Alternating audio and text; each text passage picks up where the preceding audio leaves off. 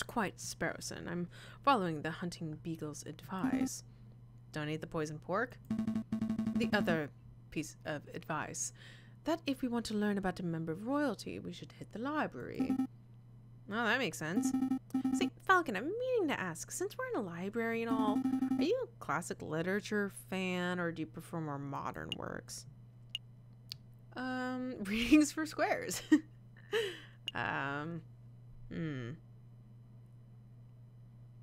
Do I like the classics or do I enjoy modern works? I don't know. I mean, me personally, I'm kind of fine with both. Did the steam turn off for anyone else or just me? Did it? Let me see.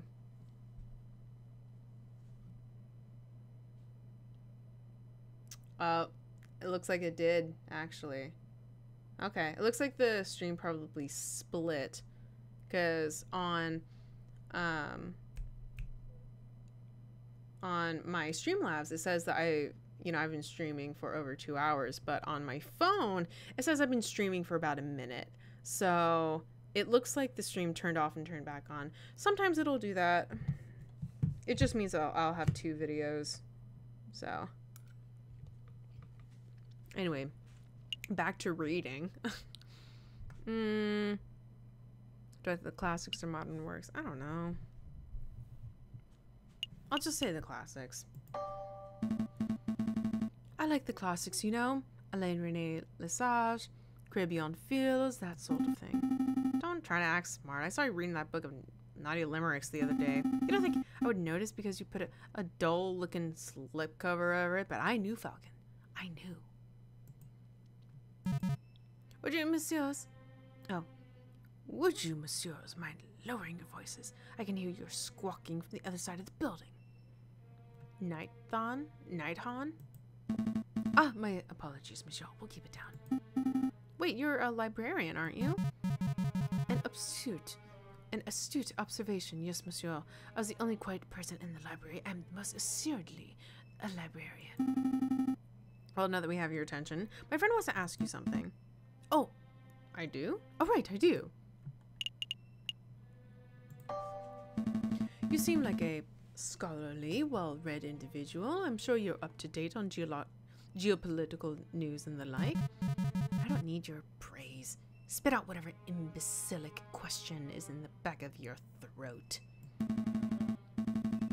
Well, we understand that the Spanish throne is currently under dispute. Can you give us a brief rundown on who the contenders are? What a trivial question. Even an elementary school child can name the immediate heirs to every throne in Europe. Yeah, duh. Yeah, yes, but for the sake of those children who slept through that class, can you refresh our memories? Very well. Pay attention because I'm not repeating myself. The current reigning monarch of Spain is Queen Regent? Oh, it's Queen Regent, okay. Is Queen Regent Isabella II of the House of Bourbon, daughter of King Ferdinand VII. Upon her death, the crown would likely fall to her husband, King Consort Francis, Duke of Cadiz. No, wouldn't it? He's the king consort. He wouldn't inherit anything. Upon her death, yeah, king consort doesn't inherit anything. They're just married to the queen. Doesn't mean that they have any legal right. It would be like if the queen died, it would go to her husband. It wouldn't go to her husband. It would go to her son. You know, like the current queen of England. So, anyway, although it is certainly possible that an immediate family member could stake a claim. However, the queen's position is currently being disputed by the Carlists, headed by the Count of Montemolin. Whatever. I hope that answers your question. Did you catch all of that, Sparrowson? Not a word. Monsieur, we're actually interested in a Prince Juan Querido of Spain. I don't think I heard that name in your explanation. Prince Juan Querido? Is that what you said? Monsieur, I think you've been misinformed. There is no current Prince of Spain. I'm not even sure Querido is a real name. It certainly is no line of any Spanish monarchy. How strange. What does this mean, Falcon? Well, one thing's for sure, our client is not the Prince of Spain. Maybe he's a delusional lunatic, or perhaps he's involving us in some sort of con. We don't have long before the trial, but it may be in our interest to confront Prince Juan directly and get some answers. Right. Are you two quite done chit-chatting? Don Quixote? I borrowed this book from a friend. What can you tell us about it? Don Quixote of La Mancha? It's a classic. Everybody's read it. Yeah, everybody's read it. but like, for those who haven't. I'm not gonna sit here and summarize a great work of literature to imbeciles who are too lazy to read. Nor would I expect you to, monsieur, but what can you tell us about the physical book itself? This particular book didn't come from any libraries, that's what you're asking. See? No library stamp or card. That guy? Clearly you know more about royal inheritance than I do. Yeah. Because I just know everything about these things. I mean, I feel like, you know, you could probably just look that stuff online, but yeah, usually when it comes to royalty, if there's no blood relationship to the throne, you can't really stake a claim in, you know, ruling the kingdom. Like for example, like even like the, you know, like what is that, Prince William and like Princess Kate, like Middleton, them. Let's say, you know, both the queen and her son passed away and he became king, and then let's say he also passed away, Kate would not become queen because she is not of, you know, royal blood. She doesn't have any stake on the throne. Her kids would, but not her, because she married into the family and she is not of, you know, she has no ownership to the throne itself. Does that make sense? I don't know. You can look it up. Yeah, that guy is kind of an ass. Really? I assume it was acquired from a bookshop, a French bookshop, if the French translation and publishing information wasn't a giveaway. I see. Thank you. Did you have any other questions, or can I get back to work? That's all. Don't worry, monsieur. I think we are done here. Thanks for your time. Then he bid you good day. New day.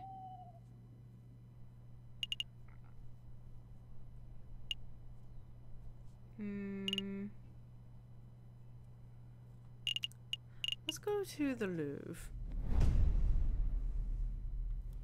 Falcon and Sparrowson make their way to the Palace de Carousel, the courtyard just north of the Louvre's Grand Gallery. That's the Arc. That's the Arc of Triumph, right? That's the Arc of Triumph over there, right? I swear it's smaller than I remember it. That's the Arc de Triomphe du Carousel, you doofus. The big Arc of Triumph is up the road. What? No way, why are there two? Because when a man like Napoleon invades half of Europe, he gets to build as many triumphal arches as he damn well pleases. Well. I never expected to see you here, JJ. That arrogant voice. Good day, Severin. Let's be civil, JJ. Why don't you introduce me to your new assistant? Fine. Severin, this is Sparrowson, my assistant. Sparrowson, this is Severin, Cocorio, the most pompous prosecutor in Paris. Oh, are you two like old school friends or something? More like arch rivals. Please, JJ. I think arch rival implies some sort of competition. As I recall, we've met in court on 5 occasions, and on 5 occasions did you get humiliated terribly. I'm amazed a failing bird brain like you is still able to get clients. Actually, Severin, business has never been better. I'll have you know that I am currently being employed by the Prince of Spain, no less. The Prince of Spain? Juan querido. Well, this is quite an amusing coincidence. Don't tell me. Correct. I am the prosecutor for the very same case. It is a pity that the Spanish prince will indubitably hang, but I suppose that is what he gets for hiring a bird brain to represent him. Don't call me bird brain. You're the only bird brain here, Severin. Tusk, the one always speaks badly when one has nothing to say. By Voltaire. Uh-oh, he's giving you the verbal smackdown. Quick, Falcon, make a witty retort. Huh? Oh, yeah. I don't agree with what you say.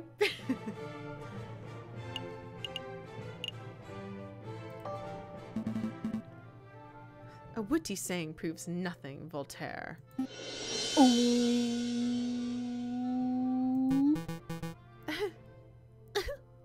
Very good, JJ. A worthy riposte, but enough talk. If you, monsieur, would excuse me, I have a case to prepare for. JJ Sparrowson, I'll see you two in court. Ugh, can't stand that guy. He did seem like a bit of a cockerel, but is it true what he said, you know, that he trounced you in court 5 times? I can't deny it. Severin has a reputation as a ruthlessly thorough prosecutor. Mountains of evidence, surprise witnesses. It's no wonder he always manages to one-up me. Actually, you're not allowed to have surprise witnesses or surprise evidence or anything like that, because you have to submit all of that to court ahead of time. Why do I know this? I don't know. I just like to know things, you know. It's France. Did they follow the rules? Not always. This time will be different, right? I hope so. I know so, for you see.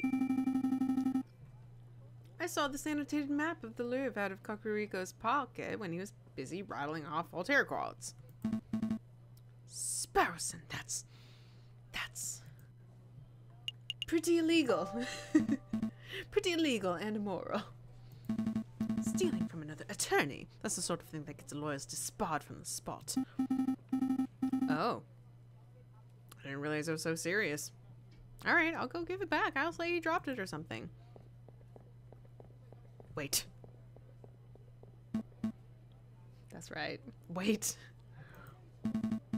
There's no need to be so hasty. Let's take a look and see what the map says. We'll just have a peek.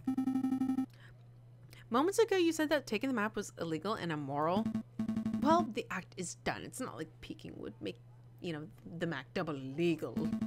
Plus the extra information would be playing the field. It would help create a balanced legal environment.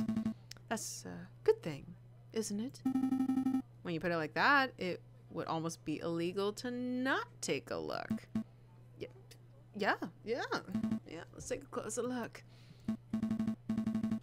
I see this map shows the entire Louvre area. Everything from the Tuileries to the Rue de Louvre was convenient. We're currently standing here in the Palais du Carrousel. And those pendant arrows seem to show the route taken by the king's entourage, which means that the king went first. Here through the Salle du Tibre, and then here to the Grand Gallery where the murder occurred. Didn't Prince Juan say that he spent the morning in the Tuileries Gardens? That's right, so that means Prince Juan approached the Louvre from the west side, somewhere over here. Sounds like we have a lot of places to visit. Where should we go first? Let's just start in the beginning. So this is the Salle du Tibre. I don't know how to pronounce it. If I understand Cocorio's notes correctly, this is the room the king and his entourage stopped in before heading to the Grand Gallery. This room doesn't seem to be very popular. I don't see anybody around to interrogate. Interview. Right, interview. Well, since it's quiet, maybe we should take the opportunity to do a little snooping. What would be the point? Surely all the interesting evidence would be in the Grand Gallery where the murder took place. Think about it, Falcon. The police would have already gone over the Grand Gallery with a fine-tooth comb. But I bet that numbskull Inspector Voltaire didn't think to check this room for clues. There might be a murder weapon just under our beaks. Your logic seems a little questionable, but couldn't hurt to have a look, I suppose.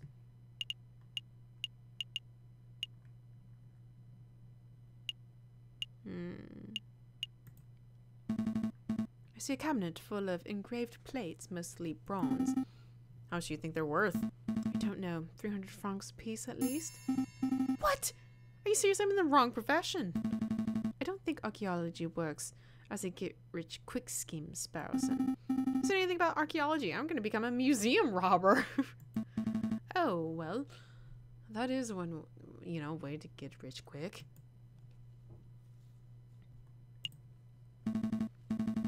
This is some sort of ceremonial container. It's beautifully crafted, but what did it contain? Maybe it's an arcane wine cabinet. Don't be so ignorant, Falcon.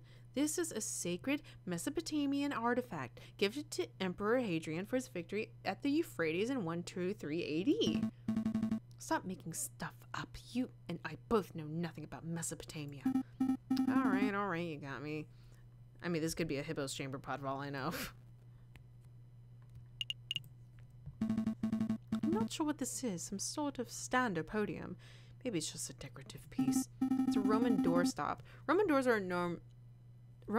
were enormous marble slabs, so the doorstops had to be similarly large in order to stay in place. I don't think that's right. My uncle's a Roman historian, trust me. A shiny copper urn. I guess it was used for carrying water. Or for cremated remains. Probably not both at the same time. Smells good.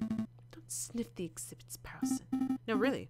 This urn smells amazing. It's almost chocolatey. You poor thing, you're hallucinating from hunger. Would you like to stop by a bakery on our way back to the office? Don't patronize me, Falcon, and my nose never lies. I'm telling you, there's something in there. I can feel it. Now you're touching the exhibit. That is definitely a no-no. See? Look what I found in the urn. Put that down, Sparrowson. That's someone's old rubbish. No, look, it's a chocolate wrapper. Judging by the smell, the chocolate was bitter and dark.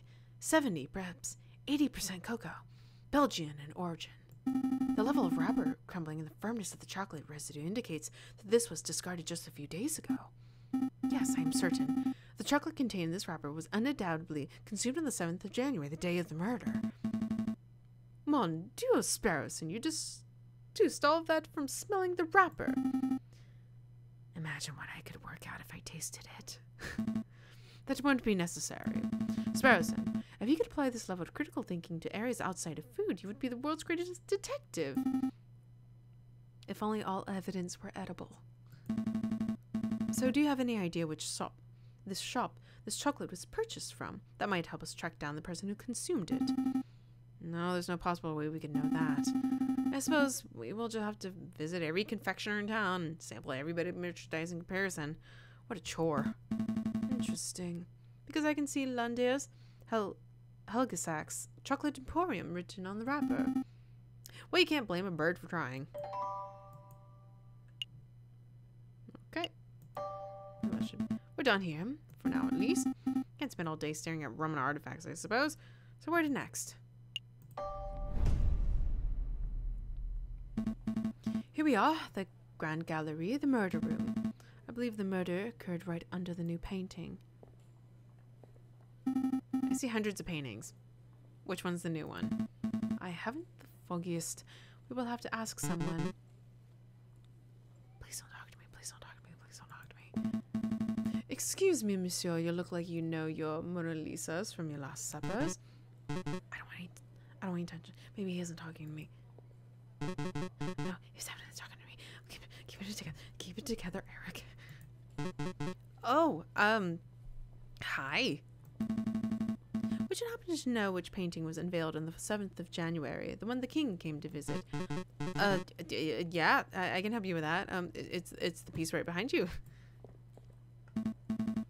Ah, I see. It's a painting of the king himself.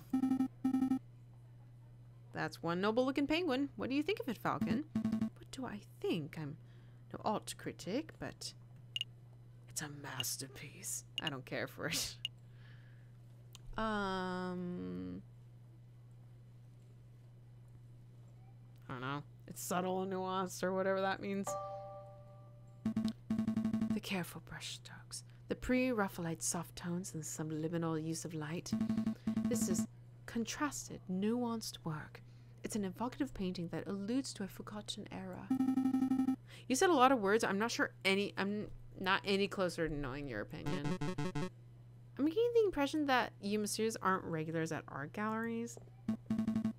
No, we are a right pair of Philistines. Speak for yourself, Falcon. I've never been to the Middle East.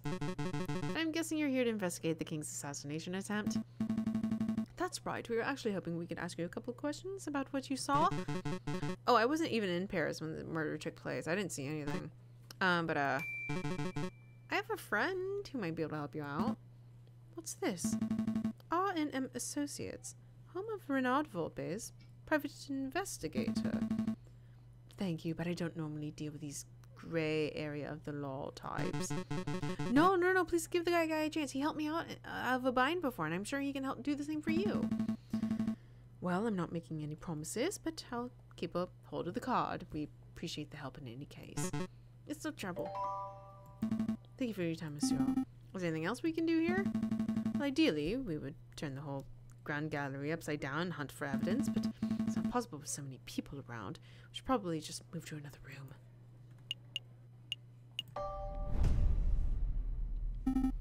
Are we all done here? Not yet. Not yet. Pass me that map. Okay, so we're in the garden. Our feather-headed friends wander through the immaculately maintained Tuileries Gardens. Nothing seems out of the ordinary until they spot a familiar face picking up litter by a tree line. Hey, Falcon, doesn't that groundskeeper over there look familiar? Yeah, now that I'm looking at him, he does look like that photographer. What's his name? Rubito Rubinio. Someone call me? Oh, it's you. The lawyers who don't appreciate a masterful photograph when they see it. It's good to see that you gave up on your artsy dreams to pursue the more grounded career of groundskeeping. I'm not doing this willingly. I was given community service for committing perjury. Can you believe that? They gave me, an esteemed photographer, community service. Me! Yeah, I can believe that. Perjury is somewhat serious. You should be thankful that you got off without jail time. Pfft, sounds just like that self-righteous Judge Maxime. So, did you two want to ask me something, or are you just here to gawp? Personally, I'm just gawping. Actually, I do have a couple of questions, if you don't mind, Monsieur Rubinio. I don't suppose you've bumped into a Spanish fox that goes by the name of Prince Juan, have you? A Spanish fox? No, I've never met anyone like that. If this is about the assassination attempt on the gang, then you're asking the wrong person. I only started working here today. I see. Was there anything else you wanted? So how's it going? So how's the new groundskeeping job working out? Terrible tourists are pigs sometimes, literally. Look at all this rubbish I found. Beer bottles, tin cans, apple cores. And look what I picked up this west entrance. A book page. The whole book I can understand, but a single page? What kind of blithering moron loses just one page? Wait a moment. May I take a closer look at that, monsieur? Don Quixote. That's a page from Don Quixote. May I take that off your hands, monsieur? Sure, what's it worth to you? What's it worth? It's trash. It's literally worthless. Then I suppose I'll be destroying it as per my duties. All right. I suppose you just have a little compensation for your trouble. How about you give me the page and, I'll get your photos in the Louvre? I don't think I can promise that. Gosh. Here, 5 francs. I'll pay you 5 francs. Easy money, right? 10. 6. 10. 8. 10. Wow. Falcon, you suck at bartering. Alright, fine. 10 it is. Take my damn money. See, I knew it. I knew it, y'all. I needed to play the blackjack so I can make money for guys like this. Page 44 of Don Quixote. Just want to ask something else, that's all. It was useful, yay, but I didn't earn my money back, unfortunately. I just went back to literally the same amount I started with, so. Not a good lesson to learn about gambling. Okay, I think we're done with this place.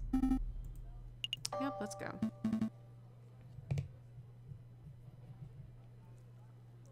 Yep, let's go.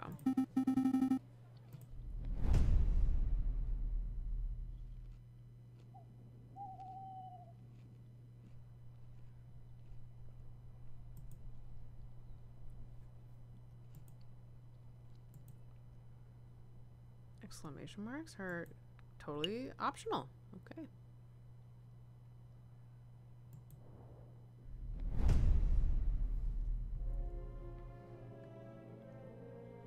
A storm is brewing, my brother. Word of the royal assassination attempt has spread. The politrats grow confident. The bourgeoisie are cowering. It won't be long before we have rioting. And then a revolution. Dun dun dun. Okay. Okay, sorry, I went to the Louvre. I feel like I need to visit this dude.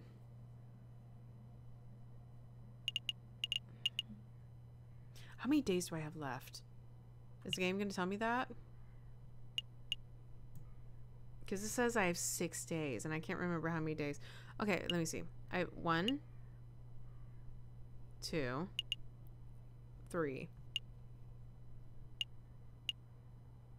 4, 5. No, it should be 4. So I should have 2 days left. Let's go to the Emporium. Welcome, welcome, welcome to Lander Halgus Chocolate Emporium, the finest Belgian chocolate shop in all of Paris. I'm Lander Hagelslack, the founder and owner of this establishment. And I am J.J. Falcon, defense attorney. Good day, monsieur. Oh, lawyers. Very fancy. Must say, I once dreamed of being a lawyer, but, well, circumstances wouldn't allow it. It's a funny story. You see, when I was a young boy, I befriended the son of a Hungarian attorney. Falcon, you have to help me. What is it? It's the smell, Falcon. It's overpowering me. It's demanding that I lay waste to the shop. For pity's sake, restrain yourself, Sparrowson.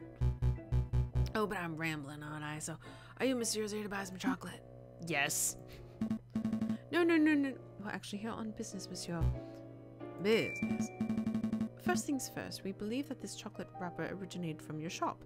Are we correct? Ah, yes, that is indeed the trademark Halgesack wrapper for genuine Belgian Halgesack chocolate, as most certainly bought from this very establishment. Very good. With that established, there is something else we wish to ask Monsieur Halgesack.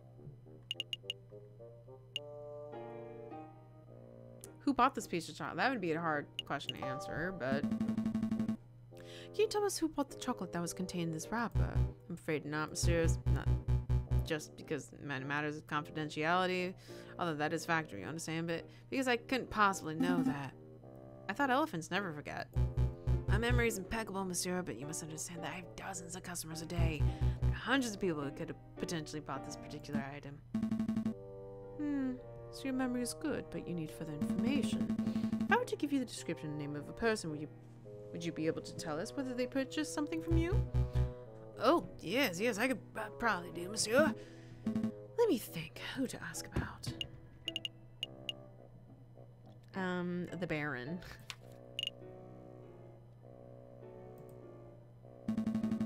Have you ever served Juan Querido, the Prince of Spain?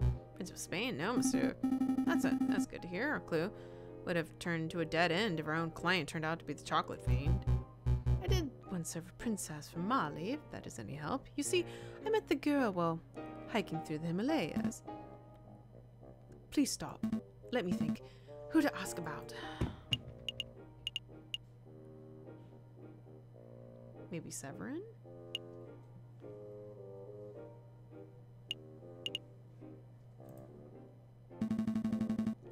Have you ever served a cockerel with ludicrously good posture named Severin Coqueriel? No, monsieur. Let me think. What about this guy, Major Howell? A member of the Royal Guard? No, monsieur. I've served many soldiers, but I don't recall seeing a major here in recent memory. What does that mean, Falcon? Have we lost our lead? Not necessarily. It just means that Major Howell didn't buy the chocolate that may have killed him. Still the possibility that someone bought the chocolate for him. That's our lead. That's who we want to find. I see. I did once serve a high-ranking officer in the British Army who was on his way to Zimbabwe, if you want to hear that story. No, I do not want to hear that story. Messieurs, I'm growing tired of these endless inquiries. Perhaps you should come back another day. You know, Falcon, it's possible that we just haven't encountered the chocolate fiend yet. Rather than coming back here every day and making aimless guesses, we should wait until we have someone specific in mind. You might have a point, Sparrowson. Thank you for your time, Monsieur Haggleslack. We shall return our investigation has progressed a little. Anytime, Messieurs. Okay, new day.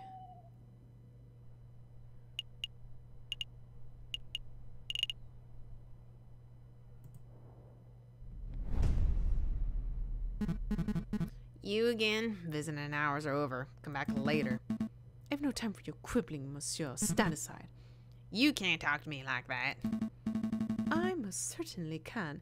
We have reason to believe that you are housing a suspect under false pretenses. That is in your direct violation of a statutes 204B and 488C of the French Criminal Code of Justice. Failure to comply with our request may result in you, yes, you, monsieur, being held directly responsible for any consequential legal action. All right. No need to break out the legalese on me. I'll go open the cell. Wow, Falcon, how did you memorize those criminal codes? Memorize? Come on, Sparrowson, learn how to bluff. That's what I thought, too. I was like, memorize that.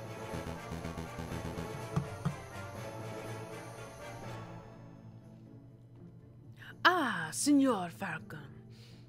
It is so good to see you again. You have some good news about my case, I hope.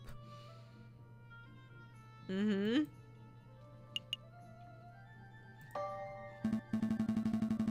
Listen, Juan. In order to maximize our chances of a successful trial, I need to know every bit of information. I can't work with half-truths. If you tell me one thing and the prosecution's evidence tells me another, then we're both in trouble. I'm afraid I don't quite follow, senor. Do you want me to spell it out? I know that you are not the Prince of Spain. I know your name is not Juan Querido. Where is this coming from? I assure you, senor, that I am who I claim to be. If you want your trial to be a farce, then you don't need my help. Come, Sparrowson, we're leaving. Wait. Calm yourself, Monsieur Falcon. I'll reveal all. Did you just say monsieur? What happened to your Spanish accent? Your suspicions are well placed. Juan Querido is not my real name, and I am not a Spanish prince. That was just a persona I concocted for the purpose of getting arrested. Why would you want to get arrested? Why would you want to get arrested? You're putting me in a difficult position, monsieur. If I tell you the full story, I would be putting someone else in danger. How about this? I'll tell you a story. I like stories. There was a girl, a mademoiselle, who was in a great deal of debt. Everyone has a debt these days, monsieur. Indeed, but this particular mademoiselle was indebted to a very powerful man, and that man wished to collect. The mademoiselle had no means of paying, so the man offered her a deal. Murder this man, and I will forget what you are owed. Refuse, and I will reap what I am owed from your parents. With no alternative options, the mademoiselle accepted. But another man, A gallant knight with foolish, archaic notions of chivalry heard the mademoiselle's story. The knight knew that murder was inevitable, but he saw a way to take the fall in the mademoiselle's place. Do you understand what I am saying, monsieur? I have no idea what you're talking about. I understand, monsieur. To be honest, it wasn't the subtlest of allegories. Storytelling was never my strong suit, but I'm glad that you're seeing things from my perspective. Hopefully that sheds some light on the situation. If I may ask, monsieur, why did you not just go to the police with the information that you had? The police are not always an option. What is a man to do when the justice system itself is the problem? I'll let you know when I figure it out, monsieur. Dwell on it. Perhaps we should talk about something else in the meantime. Like? So what's your real name? What's in a name? It's just an empty label, a vapid reflection of who we really are. Today I'm Juan Querido, Prince of Spain. Tomorrow I may be Bruno Reyer, a pauper living under a bridge of the Seine. But that doesn't change who I am or what I do.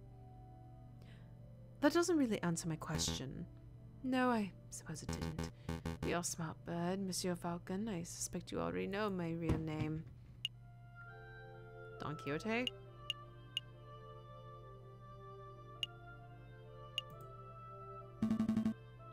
You're Renard Volpes, private investigator. Very astute. And you are Monsieur Falcon, private defense attorney. That wasn't always your name, was it, Monsieur Falcon? Just like me, you know how to adopt a new persona on a whim. You changed your name, Falcon? I didn't know that. This isn't about me, Juan, Renard, Monsieur. We're trying to uncover the truth here. Of course. So what truth is it that you are attempting to uncover, Monsieur Falcon? I don't have any more questions for you. I think we've learned all we can for now. Really? I don't feel like we've learned all that much. Oh, Monsieur Falcon, before I forget. Could you find Mousy and ask him whether the birds have successfully flown south for the winter? Whether the birds have flown south? What is that, some sort of code? Something like that. But rest assured, monsieur, that this does directly pertain to the case. Well, if we have time, I'll be sure to let Mousy know. Let's make a move, Sparrowson. Trial day is approaching. Right. Right. Okay, I want to see Mousy. Let's go see Mousy.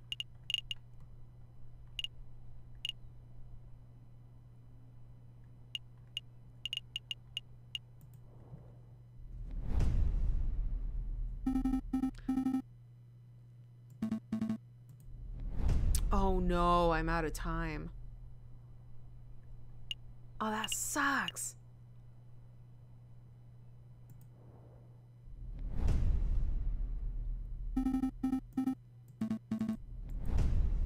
I'm out of time. Wow. Okay. Huh. Dang it. That sucks. I do not have enough evidence. Are you feeling nervous, Falcon? Yes. Of course I'm nervous. What have we learned about Prince Juan? What do we know about the real murder? Nothing. Easy there, Falcon. We can do this. Senor Falcon, I trust everything is in order. Absolutely. I have every intention of bringing the truth to light in this trial. Ah, such confidence. That is magnificent to see. And bringing the truth to light, you say? An admirable goal. An admiral goal? I don't think that's the word. It's admirable, but okay, admiral goal. No more jousting at imaginary giants. All of you cease your yammering. Doors opening. Here we go. Buena suerte, Senor Falcon. We will. Are we ready? We're ready. We're not ready. It's a goal fit for an admiral, of course. Yeah, you're right. That's what he meant. JJ. Severin? Nervous? Why would I be nervous? I'm not nervous. I'm as calm as a cuckoo. You're the nervous one. You're the whole courtroom is nervous. Whoa, cool your feathers, Falcon. Terrible. You can't even maintain a stoic facade. I thought this trial would be a perfect opportunity for you to redeem your previous embarrassments. But if this is how you act before the trial has even started... Why, you pompous-tailed posture perfect. Order. Let's all settle down. Court is now in session. Psst. Falcon. What is it? Is it me, or does the primary judge look hairier today? That's a different judge for the one who presided over Cataline's trial, doofus. Oh. Still, it's still a little strange, isn't it? A little, I suppose. Excuse me, Your Honor. I was under the impression that Judge Maxime would be residing over the case. Where is he? Judge Maxime has gone on temporary sick leave due to a terrible accident with a flight of stairs. But rest assured, assures protector defense members of the jury that I am more than qualified to fill his shoes. Without further ado, let's get this show underway. This is the trial of Prince Juan Querido, who stands accused of murdering Major Howell and of conspiring to murder the king himself. Roll call. The defense is present and ready, Your Honor. The prosecution is ready, Your Honor. Good, very good. I expect this to be a nice, speedy trial. I don't want to see this dragged out by technicalities and bureaucracy. Well said, Your Honor. I expect that once the court sees the overwhelming evidence, this trial will be over in 5 minutes. 5 minutes? He's just messing with your head, Falcon. Keep it together. So we're on the same page. Excellent. Prosecutor, please call your first witness to the stand. Very well. I'll call the police officer who investigated the crime scene. I call upon Inspector Justin Volteri. Stand up to the stand, Inspector, and recite the oath. I swear to speak without hatred and without fear, and to tell the whole truth and nothing but the truth. Please recite your name and occupation for the court record. My name is Inspector Justin Volteri. I'm a servant to the law, a scourge to the gutter rat. That will do, Inspector. We've all heard your monologue before. Whoa, Kokuri's really going for a speed record, isn't he? Now can you tell us what you witnessed on the morning of the 7th of January? Of course. At 10 o'clock in the morning, I was called to the Louvre's Grand Gallery by one of the King's Royal Guards. Did he just say o'clock? There I saw Prince Juan, the King Louis Philippe, the corpse of Major Howell, and a rose in his hand, around 24 citizens and the king himself, all test to see Major Howell taking the rose from Prince Juan's hand, then promptly dropped him dead. And what did the morgue uncover? What happened to his voice? And what did the morgue uncover upon examination of the corpse? The coroner determined that with absolute certainty that Major Howell died of poisoning. Aside from a prick upon the finger, there was no sign of external harm to Major Howell's body. Therefore, the poison rose must have been the cause of death. Putting the pieces together, that does seem very implicative of the prince. I have no further questions. Damn, I was hoping that the coroner's report would determine the guy died from a freak heart attack or something. That would make for a particularly speedy trial, wouldn't it? But no, we're not so lucky. Something else must be amiss in the whole bird's testimony. Right, I'll tear it apart. Your Honor, I wish to cross-examine the witness. Falcon, wasn't it? Don't waste the court's time. The high-ranking police officer would never lie on the witness stand. I wouldn't accuse the inspector of lying. I just want to make sure that every base is properly covered. Ugh. Sounds like pointless nitpicking to me, but I'll allow it. For now. Go on, Falcon. Do your Cross-examination. Okay.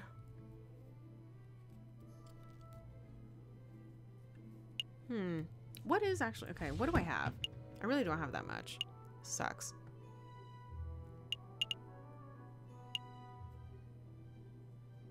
Dang, I have nothing. I'm totally gonna lose this. Yeah, I really don't think I'm gonna win this at all. Oh gosh. 10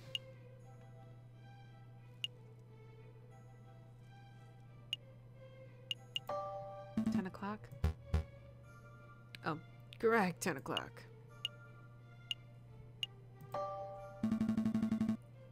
From the time you were called, how long did it take you to arrive at the crime scene? Question everything. I have to be careful. I can't question everything because if I question too often, then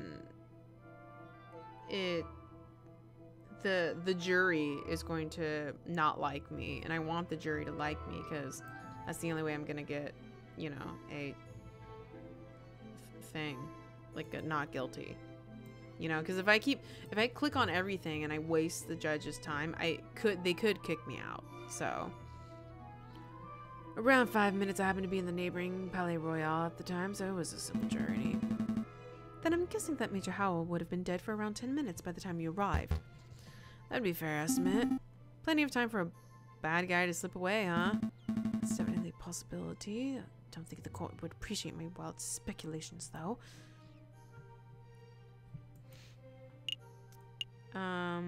Yeah, damn, that's foul. Yeah, you're right. Oh, man.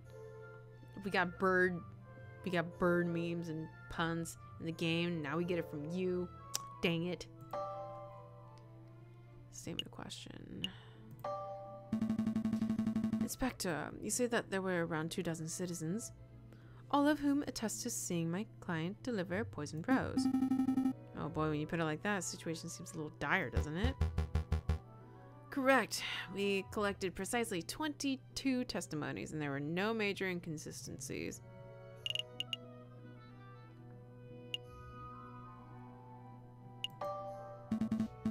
I'll look some further details. What exactly did the testimony say? Each citizen attested to seeing the king and his entourage approaching the new painting and the Grand Gallery. They each heard the king delivered a short speech, which was on the subject of progress and societal improvements, whatnot. There was some applause. Then Prince Juan stepped out of the crowd and approached the king with a rose in his hand. Each person then saw Major Howell take the rose from Prince Juan, and each person saw Major Howell promptly drop dead. I see. Some of the descriptions of the man's death were quite graphic. He convulsed, twisted, spasmed, said one was his mouth frothed like he was a rabid lunatic, said another. Thank you, Inspector. I think we get the picture. Do you have any other questions about the crowd's testimony? Yes. Actually, no. I don't think I have to worry whether they're trustworthy. I'm just going to assume that they are. Inspector, I would like to ask you about the victim, Major Howell. No. The poisoning. Inspector, you say that the coroner determined with certainty that Major Howell was killed by poison. Correct, he stated the signs and symptoms were textbook. There's no possibility that this death was natural. What kind of poison was it? Did the coroner mention specifically what kind of poison it was? He was not certain. First, the coroner posited that it was a plant-borne poison, that like the aconite flower, but when he learned how fast the poison had taken effect, he noted that this was atypical of aconite. Consequently, he suggests that may have been some newly engineered concoction. A newly engineered concoction, you say? Well, that only reaffirms that this was a very delicate assassination attempt. Indeed.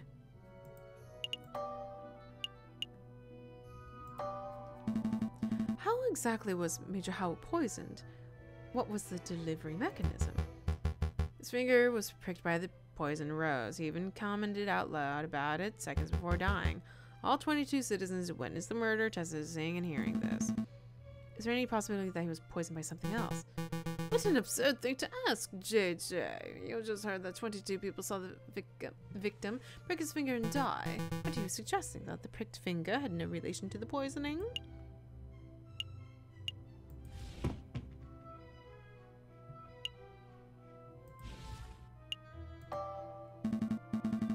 That's exactly what I'm saying. I don't doubt that Major Howell was poisoned, but I do doubt that the rose was the cause. Unbelievable! Only a total buffoon would fail to draw the blatant link here. JJ, as tempting as it is to sit here and lecture you on the basics of cause and effect, I'll end this discussion painlessly. Inspector, please tell the defense that you found traces of poison on the thorns of the rose itself. That should alleviate all the doubt that the rose was, in fact, the poison delivery mechanism. Actually, I can't tell him that. I dread to ask, but why not? Well, you didn't check the rose for traces of poison. It just seemed obvious that the rose caused the poisoning, given the timing of the incident.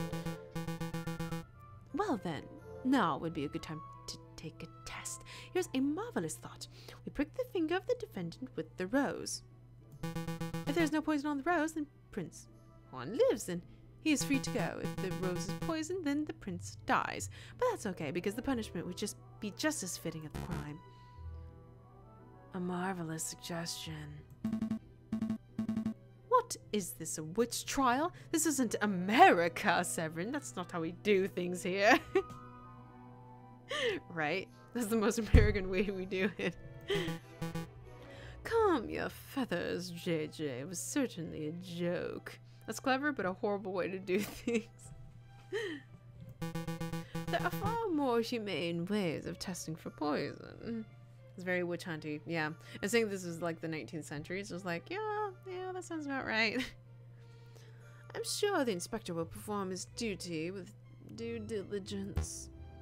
Actually, we won't be able to test the rose for poison at all. Why is that? Given the dangerous nature of the flower, it was destroyed by the police force. We burned it to ashes. Such unprofessionalism. If we have no way to know whether the rose was poisoned, then this whole trial ought to be called into question. Nice try, JJ, but through the process of reasoning by elimination, we can still deduce that with absolute certainty that the rose was poisoned. In other words, there was nothing else at the crime scene that could have caused the poisoning. Wrong. There was something else at the crime scene that could have contained the poison. Something the investigative police blindly overlooked. Look at this. And what am I supposed to be looking at? It is the wrapper paper to a piece of chocolate. It was found in the Louvre, the Salle du Tibre to be precise. We can date its consumption to the day of the incident. You're not suggesting that Major Howell ate a piece of poisoned chocolate moments before he died? I most certainly am. Very intriguing. Did you see this wrapper at the crime scene for yourself, Inspector? The police force does not have the time nor resources to trawl every piece of trash at every crime scene, I'm afraid. In other words, you overlooked it. Tisk, tisk. Astounding unprofessionalism.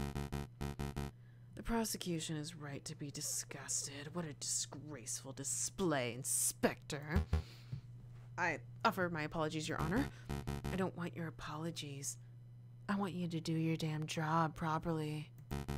Get off the witness podium before I kick you off myself. As you wish. I'll take my leave. Until next time, messieurs. So let me get this straight. This chocolate wrapper was found at the crime scene? Correct. And you have reason to believe that it was consumed on the day of the incident. I do. I have an expert food tasting witness who is willing to testify if need be. You have a foodie witness? I don't recall anyone like that. Who on earth could you be talking about, Falcon? Oh, I see. But Do you know for certain that Major Howell consumed this chocolate? Well, that is a fact that we are still investigating. I see.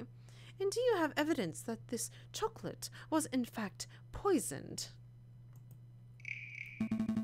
Again, that is something that may require a little more time to definitively prove.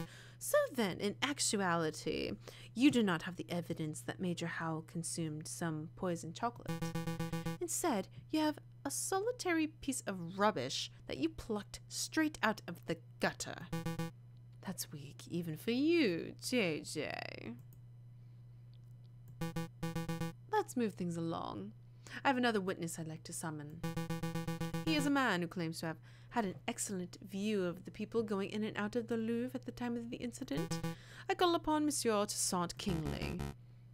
Could the witness please approach the stand and recite the oath? Oh, it's okay. I was really confused. He looks like a kingfisher, I guess. Hello. Oh, right, the oath.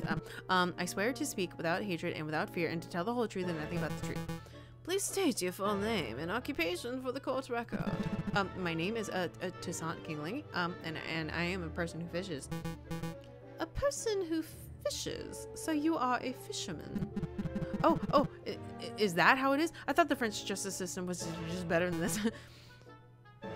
I beg your pardon? Here comes Toussaint Kingsley, the kingfisher. Clearly, he must be a fisherman because didn't you hear? All kingfishers are fishermen. Well, you are carrying a fishing rod. And can a man not carry a fishing rod, reel, and bait without being branded as a fisherman? Look. The prosecutor is writing a riding crop. Clearly, he must be a horse jockey. Oh, for pity's sake. Fine. We can list your occupation as person who fishes instead of fisherman. Thank you. Actually, why do you carry a riding crop, Severin? I've never seen you ride a horse. I don't know, JJ. Why do you, a 30-something-year-old with no health problems, carry a cane? This is veering quite off the course. Could the prosecution please get back to his questions? Of course, Your Honor, Monsieur Kingsley. Is it true that you are nearby the Louvre at the time of the incident? Yes, I was sitting upon the railing on the Pont des Arts. Ah, the Pont des Arts. That's the new bridge that's just a stone's throw from the Louvre south entrance, right? That is correct. And what were you doing at the time of the incident? I was fishing. Kingfishers, am I right, Falcon? So you could have had plenty of opportunity to see the people who entered and exited the palace. Can you tell us who you saw? Well, the Louvre's a really busy place. Naturally, I saw a lot of people. But at 9 a.m., I saw the king, Louis Philippe himself, enter the building. He was surrounded by his entourage, of course. And then around 9:30 a.m., I saw the shifting-looking fox looking around the entrance. Your Honor, I object to the witness's use of the term shifty-looking. It's a vague and biased description. No, really, he looked super shifty. I saw him rubbing his paws and cackling gleefully. And then I saw him take out a rose and carefully rub the stem. Remember the stem, of course, you say, as if he were applying something to the flower, perhaps. Well, monsieur, I really shouldn't speculate. Of course, it was wrong of me to ask such a leading question. But yeah, I definitely looked like he was putting some sort of powder on the stem. Wow, I wasn't even expecting such a bold admission. Members of the court, it sounds like what we have here is a direct witnessing of the defendant readying the murder weapon. The defense claims that the rose was never poisoned, and yet here we have a man who saw the poison with his own eyes. I smell perjury. You do? No question. I saw a shifting-looking criminal readying poison and cackling near the scene of the crime. That's not believable at all. I think you may be right. I wonder if I have any evidence that calls Toussaint's story into doubt. Your Honor, I would like to cross-examine the witness. Really? This nonsense again? You just heard the witness directly describe your client readying poison on a rose. What's there to question? I'm just Trying to uncover the truth, Your Honor. Ugh, fine, do your thing. Go on, Falcon, make a fool out of yourself. Okay, so...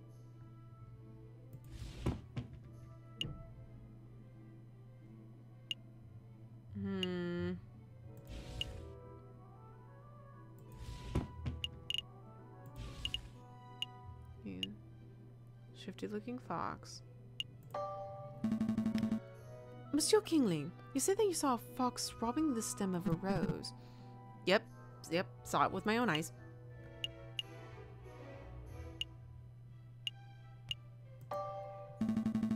Are you certain that the fox was handling a rose and not some other type of flower? Pretty sure it had red petals and stand out quite nicely on a grey January morning. So you're confident, you're absolutely sure that you saw a bright red flower in the fox's hands. What are you getting at, JJ? Nothing. I'm just making sure Monsieur Kingsley is confident in what he saw. I'm as confident as a Crucian cop. How far away were you from the south entrance? 20 meters perhaps? 30? I'm somewhat doubtful that you can make out powder being applied to anything of the sorts of distances. Monsieur, I don't claim to have seen the powder itself. I said it looked like he was applying powder to the flower stem. I mean, it could have been wax, liquid, whatever, but the guy was definitely putting something on the flower. I see. Well, that's nice and vague. No, never mind. Okay. Monsieur Kingsley, you claimed that you saw a shifty-looking fox. Yep, super mega shifty. But all foxes are super shifty. There must be at least 100 foxes in Paris. How do you know that the fox you saw was Prince Juan? Well, he was wearing a suave hat that's hanged low over his eyes. I hear that's how they wear them in Spain. And I'm not much of a fashion expert, but the rest of his outfit looked like quite out of place for the French winter. Is that all you're going by? Is fashion sense? I nearly forgot. I called him. I heard him call a passerby a senor. I thought that was peculiar. It's him, all right.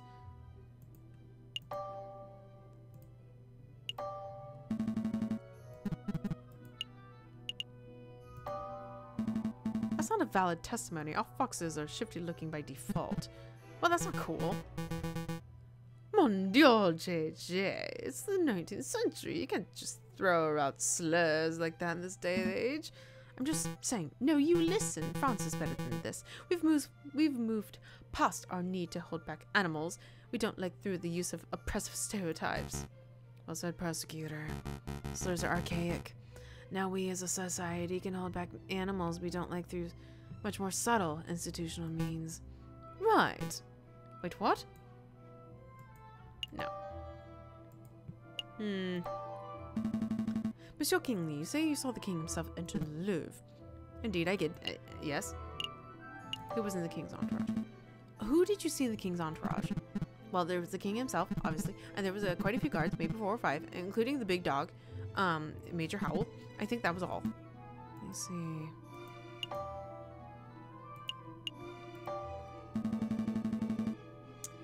Monsieur Kingsley, you say you were sitting upon the railings of the Pont des Arts on the morning of the incident. Yep. Is the Pont des Arts a good fishing spot? I assumed you would be better off fishing upstream away from the city. It's okay. You think the pollution would scare off the fish, but some species thrive in it. I managed to catch a 70-centimeter zander from that spot the other day. Really? A 70-centimeter zander? What bait were you using? Good question. You see, some like to use worms, but I found that a good roach will always try them. I object. This is completely off topic. Sustained. Discuss your fishy business once the trial's over. Monsieur Kingsley, you had good view of the Louvre south entrance, didn't you? Yep. The Pont des Arts is a great vantage point for seeing the grand galleries south side. What about the other entrances? Like if you were entering from like the gardens or the carousel? No, I couldn't possibly see. Oh yeah, he was in the garden. See those areas from the bridge. But of course, that isn't relevant. Monsieur Kingsley witnessed the Prince Juan entering the south entrance with a flower in hand, and that's what counts. What if Prince Swan used another entrance? What if Prince Swan didn't enter from the south entrance? What if he approached the Louvre from the gardens to the west? That's a big what if. Do you have any evidence that Prince Swan entered the Louvre from the Tuileries gardens? As a matter of fact, I do. I have definitive proof that Prince Swan approached from the west and not the south. Hey, I know what I saw, monsieur. Doubtful too. Go on, JJ. Show us this definitive proof that Prince Swan entered from the Louvre gardens.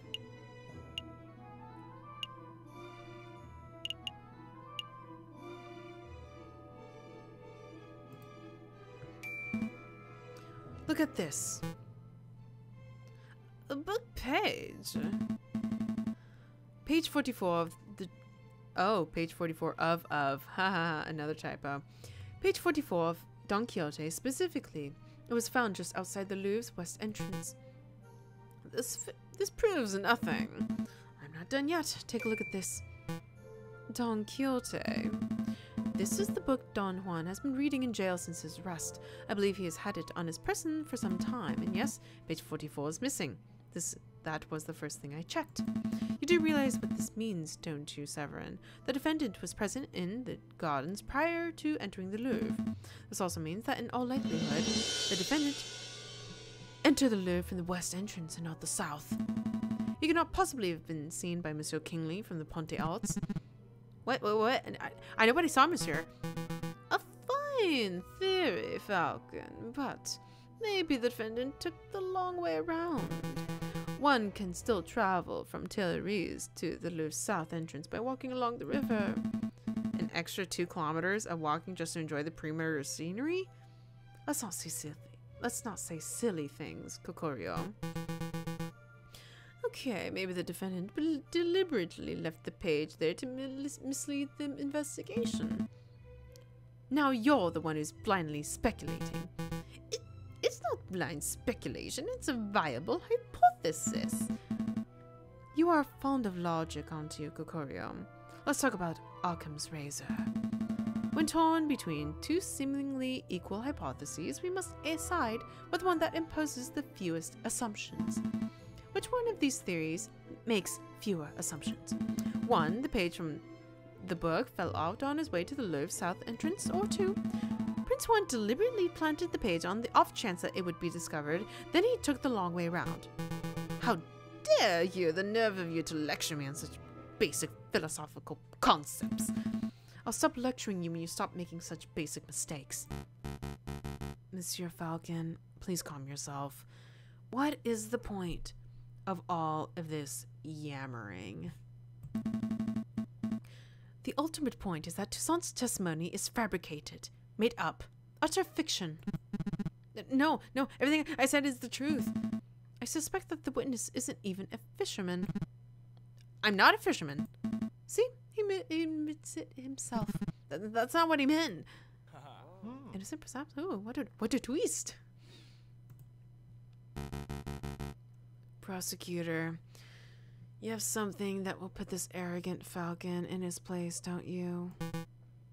I must concede. You concede? On this point, at least, Falcon's evidence strongly suggests that the key component of Monsieur Kingsley's testimony is false. No! That does not mean that Prince Juan is innocent, of course. All Falcon has demonstrated that this particular witness is unreliable. But I did see something. I really did. Right, okay, so maybe I didn't really exactly see a shifty-looking fox. I made that part of the story up. But I did see a swan looking around the south entrance on the morning of the murder. A swan? Do shut up, witness. Your word is mud at this point. How can we possibly trust anything you have to say? Your Honor, Judge Romulus, we're out of time. We're 10 minutes overdue to start on the Hare v. Tortoise trial. Oh no. Is it that late already? Curses, I was hoping we could have the case wrapped up in a single trial session. It is a shame, but ultimately an accurate Sentencing is always preferable to a speedy sentencing. Yes, all right, I want to hear your moralizing. Court will presume this Friday, 21st of January, 9 o'clock. Don't be late. Prosecutor, do your damn job. Get this stupid fox a conviction already. I will do my best to ensure that justice is served, Your Honor. Clap. A lot came up in that trial, huh? Yeah, no doubt about it. But something's bothering me. Why would that fisherman guy, Mr. Kingsley, lie on the witness stand? Well, it's possible he was coerced or bribed. Is coerced or blind? The only two options. That's what I was thinking. Maybe the real murderer threatened the fisherman into making up a story about Prince Juan. Let's keep an open mind. Anything is possible at this stage. But to be perfectly honest, something else is bothering me about the trial.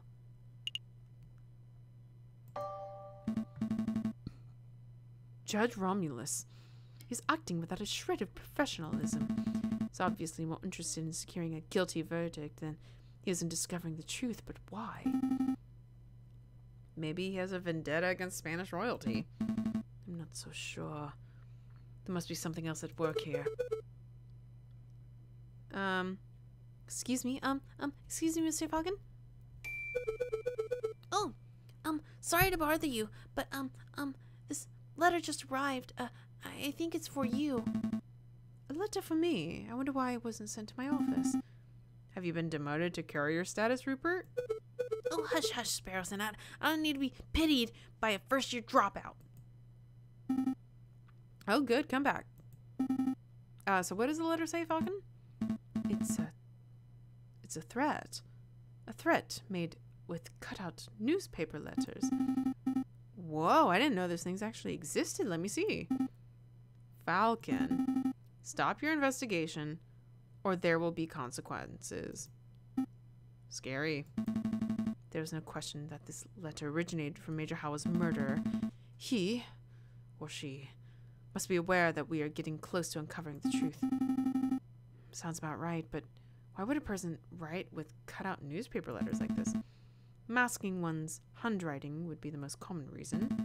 But I can't help but wonder why they would bother, since we don't have any handwriting samples to compare it to. We're still going ahead with our investigation, though, right? Absolutely. Oh, yes, absolutely. If a lawyer were deterred every time they received a threatening letter, they would never get any work done. Besides, with only 3 days before the next trial session, we can't afford to be worrying about petty things like this. Tuesday, Wednesday, Thursday. Wow, let's make those days count. Okay, so what do I need to look at? I need to look at,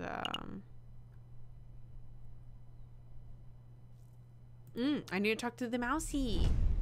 I have to talk to the mousey. Oh, customers. Hello. This is the office of Renard Volpes. It's you two. Mousey, what are you doing here? Oh, this is where I work. See? R&M, Renard and Mousey. Mr. Renard Volpes and I carry out all sorts of investigations together. Although, to be perfectly honest, it's normally Monsieur Volpes that chooses which cases to take on. Mousey, we have a message for you. It's from Prince Juan himself. That voice, I swear. He wants to know if the birds have flown south for the winter, whatever that means. Oh, yes. The birds have migrated successfully. But if, Prince Juan told you that, then that must mean he trusts you. He must want you to take these. Go on, take them. These are used train ticket stubs. It looks like 2 people took a railway trip to Vienna. What exactly is the point of this, Mousey? Prince Juan said that they would help with the trial. See the names. Gatia what was the pronunciation? Gatia Signa, Nicole Signa, I recognize the surname, but I don't know who these people are. Neither do I, really. Monsieur, Prince Juan just told me to book the train tickets for these people, and then to make sure that they caught the train. And so that's what I did. Strange. I'm not sure exactly how these steps are supposed to help with the trial, but I'll keep hold of them, just in case. Let's go, Sparrowson. I'm done playing Collier. Good call. Mousie's my favorite. So cute.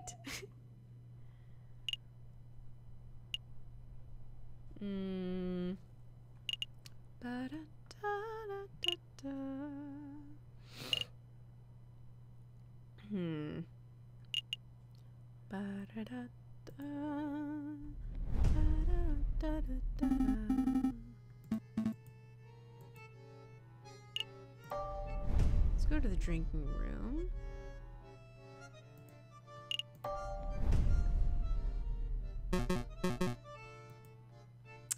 Oh man. Dang it, I was hoping to learn something here, but while I'm here, time to play some blackjack.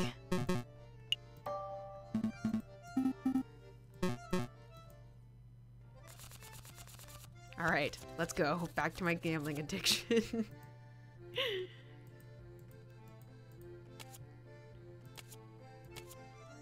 Frank! 22! No! Let's go.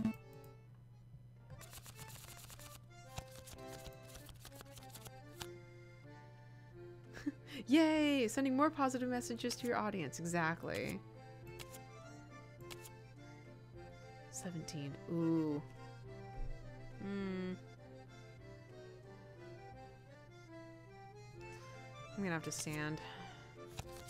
Come on, let's hope the dealer busts. Bust. Bust. Bust. Yes! Oh my gosh, that was close.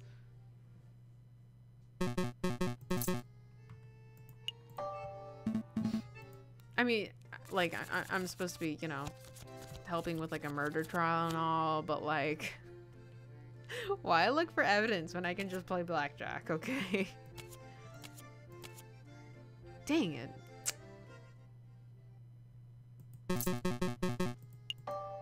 Alright, deal me in. Let's go. Let's go. I gotta win some money, okay? How am I gonna pay for my drinks later?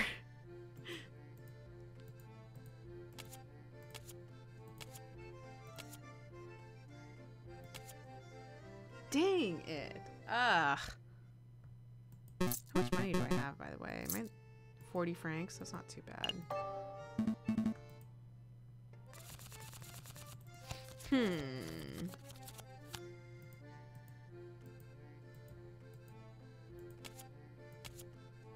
Hey! Okay, free win.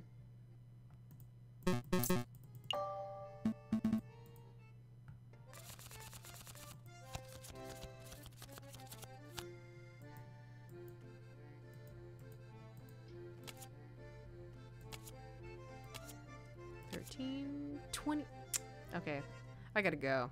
Keep losing. I'm on a losing streak. I really don't want to lose all my money. Okay. Well. Yep, let's go.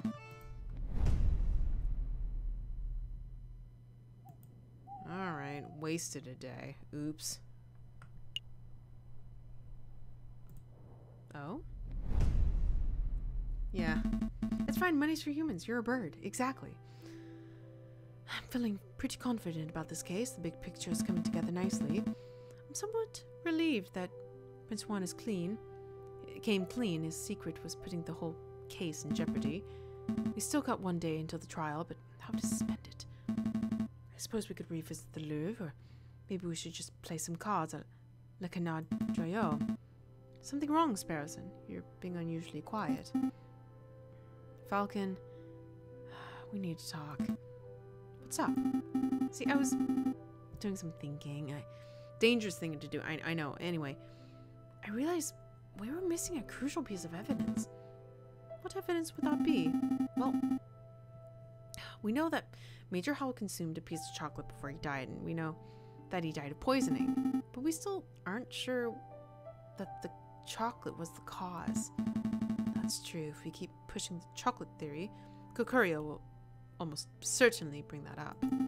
So I thought to myself, if one were to consume the wrapper itself, that may provide proof of whether or not it contains traces of poison. Well, sure, that could work, but it would be incredibly foolish. What are you thinking of eating the wrapper, Sparrowson? Maybe. Well, stop those thoughts right now. I'm not going to let you potentially kill yourself like that. I knew you'd say that.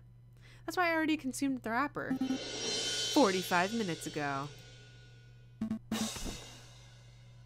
Sparrowson? Sparrowson! Well, shoot. Sparrowson's my favorite. He's great. Wow, what a trooper. Doctor, is Sparrowson okay? Well, he's not conscious right now, but he's stable. I think it's safe to say that your friend's not on his deathbed. Oh, thank God. How did you say this happened again? It's long story. Lawyering, occupational hazard, doctor. Can you tell me what poison caused this? I have no idea. I'm an expert in mental health, not toxicology. They have sent for a specialist who should be here by tomorrow morning. He will make a full assessment. That's good to hear. Thanks, doctor. Take good care of him. Wait a moment. There's the matter of the bill. We'll have to discuss it later. I have a more important case to prepare for, and I'm one partner down. I see. Well, rest assured that your friend is in good hands. Okay, the bill though, that makes me worried. I'm like, oh no, do I not have enough money? This is terrible. What the hell is Sparrowson thinking? I can't win a case like this. I finally found you. Did someone say something? Running around like a headless chicken. You're one tricky lawyer to find. Tried to drop the investigation, but you just wouldn't listen. Who's speaking? I can't see you, monsieur. Step forward. All right, I'll step forward. But it'll be the last thing you ever see.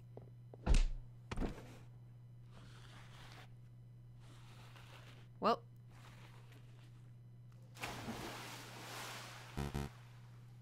Au revoir, J.J. Falcon. What just happened? Where am I? Am I dead? No, that can't be right. This is nighttime. I'm just sleeping. If I focus and count to 3, I should be able to wake up. 1, 2. Did it work? Ah, damn catch line. I can't believe how easy you were to fool. I put on a cutesy voice, acted all innocent, and you ate the whole thing up. Shut up. Yeah, shut up. Shut up. I don't need to be lectured by a murderer. I'm the murderer.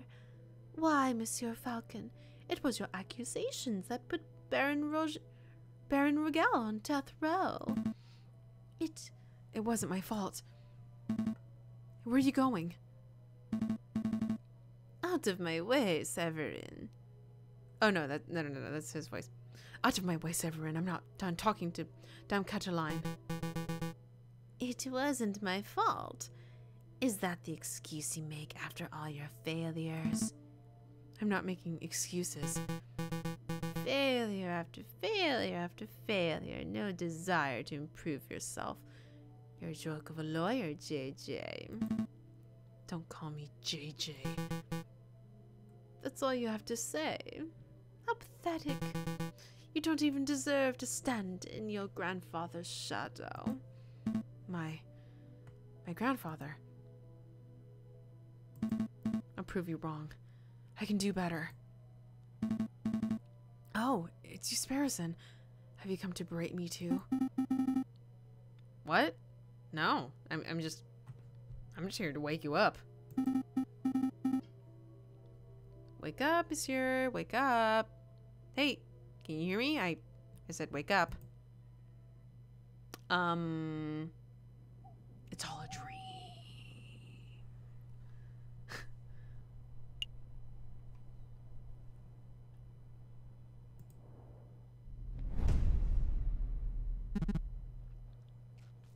Come on, monsieur. Wake up. I said wake up. You're starting to worry me. Oh, thank goodness. I wasn't sure whether I'd have to find a doctor or a mortician. My head. Where am I? The Parc des Arts. You know, by the Louvre in Paris, France. I fished you out of the sea. I nearly broke my rod doing it. Wait, I know you. You're that disrespectful lawyer guy. Giro Falco or something. What time is it? Actually, what day is it? You hit you pretty hard, huh? It's 21st of January, or around 9 o'clock in the morning, by my reckoning. 21st. 9 o'clock. Oh no. The trial. I should have been at the court of sight 10 minutes ago. Well, you're running late. But take it easy, monsieur. I'm sure they'll be understanding. Maybe if I sprint it. In your condition? That'd be stupid. Take a seat. Clear your head. I'll go get some dry clothes. No time. Wait, monsieur. At least take this before you go. What's this, a dip pen? No, it's a modern fountain pen. Bone handle, gold nib. This is very fancy. Thanks, monsieur, but this isn't mine. Really? Are you sure? You were holding it pretty tightly when I found you. I was holding this. Then I suppose it has to be mine. Thanks, fisherman. I owe you one. Hey, don't call me a fisherman! I knew it.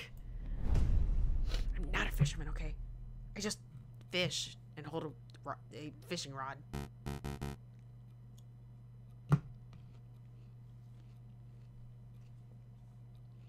It's 9 o'clock. I believe it's time for roll call. Is the defense not present? Tisk. Such unprofessionalism. If there's no defense, then this trial cannot proceed any further. We must make a ruling based on the evidence that's already been presented. I will now converse with the jury. We shall decide whether Prince Juan is guilty of murdering Major Howell and of conspiring to murder the king. Your Honor, may I have a word? Fine, but make it quick. I am a firm believer that a trial must be orderly and punctual. There is no room for wishy-washy dilly-daddling, but it seems somewhat rash to end a trial session the moment it is due to start. Perhaps it would be prudent to wait 5 or 10 minutes in case the defense is just a little tardy. Then the trial still has a chance to proceed and justice will be served. You're the prosecution, are you not? You have nothing to worry about. A guilty verdict is all but guaranteed. Your Honor, you appear confused. I am not here to secure a guilty verdict. Of course you are. You're a prosecutor. By definition, you're here to prosecute. No, my job description is to prosecute, but I am here in this courtroom to ensure that justice is served. An unfair and unbalanced trial is not in the spirit of justice. That's very noble of you, but if the defense is absent, then there is little that can be done. I will hear no more about this matter. I will now talk with the jury. The defense is present. Your Honor. You're too late, Falcon. Mon Dieu, JJ, you look like a total mess. Did you take a morning swim in the Seine or something? Something like that. Your Honor, we are all present. We are only 3 minutes over schedule. Let's not needlessly dirty the pure name of justice. Rules are rules, prosecutor. Falcon clearly has no respect for legal procedure. Frankly, for turning up while looking like a drowned rat, I ought to hold him in contempt of court. Your Honor. But Your Honor. Rules are rules. One more word out of either of you and I shall have you both disbarred.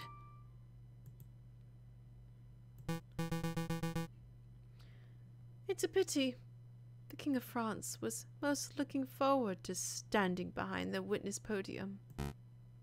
The King of France? He's here?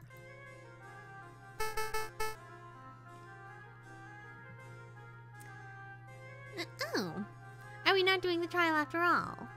That's a pity. Your Majesty, what a surprise. Well, you see. You know, it's my 7th time testifying against the would-be assassin. But it's the first time seeing a trial where the case has ended before it had even begun. Well, the defense, it was late and, Oh, pish-posh. France didn't become a great and dignified kingdom through rigorous punctuality. Let's go ahead with this trial. It'll be fun. Look, I'll say the oath to get us started. I swear to speak nothing. Oh, I swear to speak without hatred and without fear, and to tell the whole truth and nothing but the truth. Did I get it right? That was perfect, Your Majesty. JJ, I trust you have no objections with the king testifying? No objections here. Going ahead with the trial is fine by me.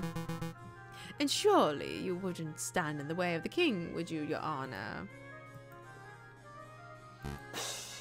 Fine. Proceed with this cursed trial. Excellent. Now, Your Majesty, could you tell us your activities on the day of the murder? My activities? Well, I started my day with tea and toast, as I normally do. I was dressed in my PJs at the time.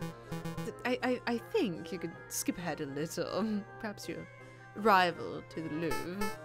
Ah, right, of course. Well, my entourage and I entered through the Louvre south entrance around 9 o'clock. We passed through the Salle du Tibre with a little fanfare, and at the Grand Gallery I unveiled a new painting and gave a short speech to inspire the citizens who attended. That's when I was approached by a man claiming to be the Prince of Spain. He presented a rose, which was taken by Major Howell, and, well, I think you know the rest. Indeed we do, Your Majesty. Mesdames and Messieurs of the court, what we have here is another testimony that establishes Prince Juan's guilt. And this is no ordinary testimony. It is the testimony of perhaps the most trustworthy man in all of France. Oh, you flatter me, prosecutor. But I am the trustworthiest in all the kingdom, aren't I? I have no doubts, Your Majesty.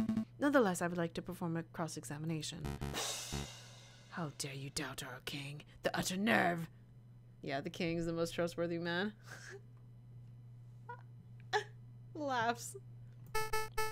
Oh, calm yourself, Judge. I have no qualms with standard legal procedure. Defense, please proceed. I want to see your best courtroom drama material. All right.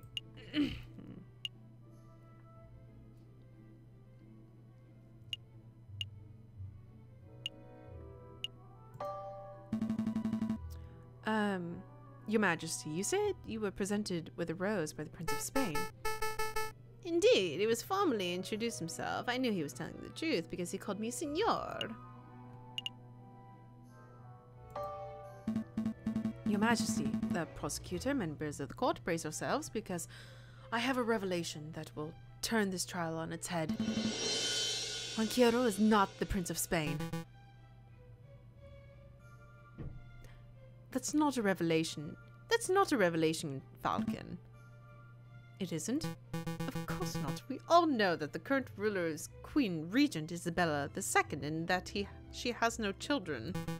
The Queridos are obviously pretenders to the throne. Prince Juan's title is probably self-appointed.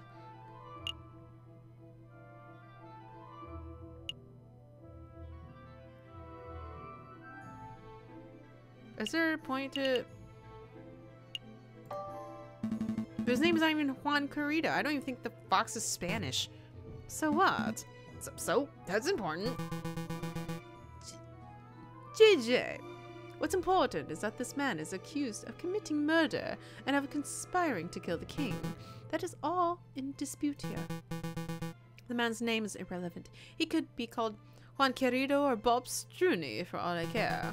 It doesn't change the events that transpired the morning of January 6th. I suppose that's true. Yes.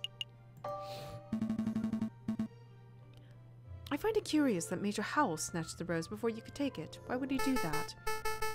The Major has always been a protective fellow. I think he was just doing his diligence as a royal guard, and given how he took the figurative bullet for me, I would say that he did his job well. Well, I can't argue with that. No. South entrance. Your Majesty, you said you entered the Louvre from the south entrance. Indeed. We approached from the Hotel de Ville in VA, and it was an easy riverside stroll.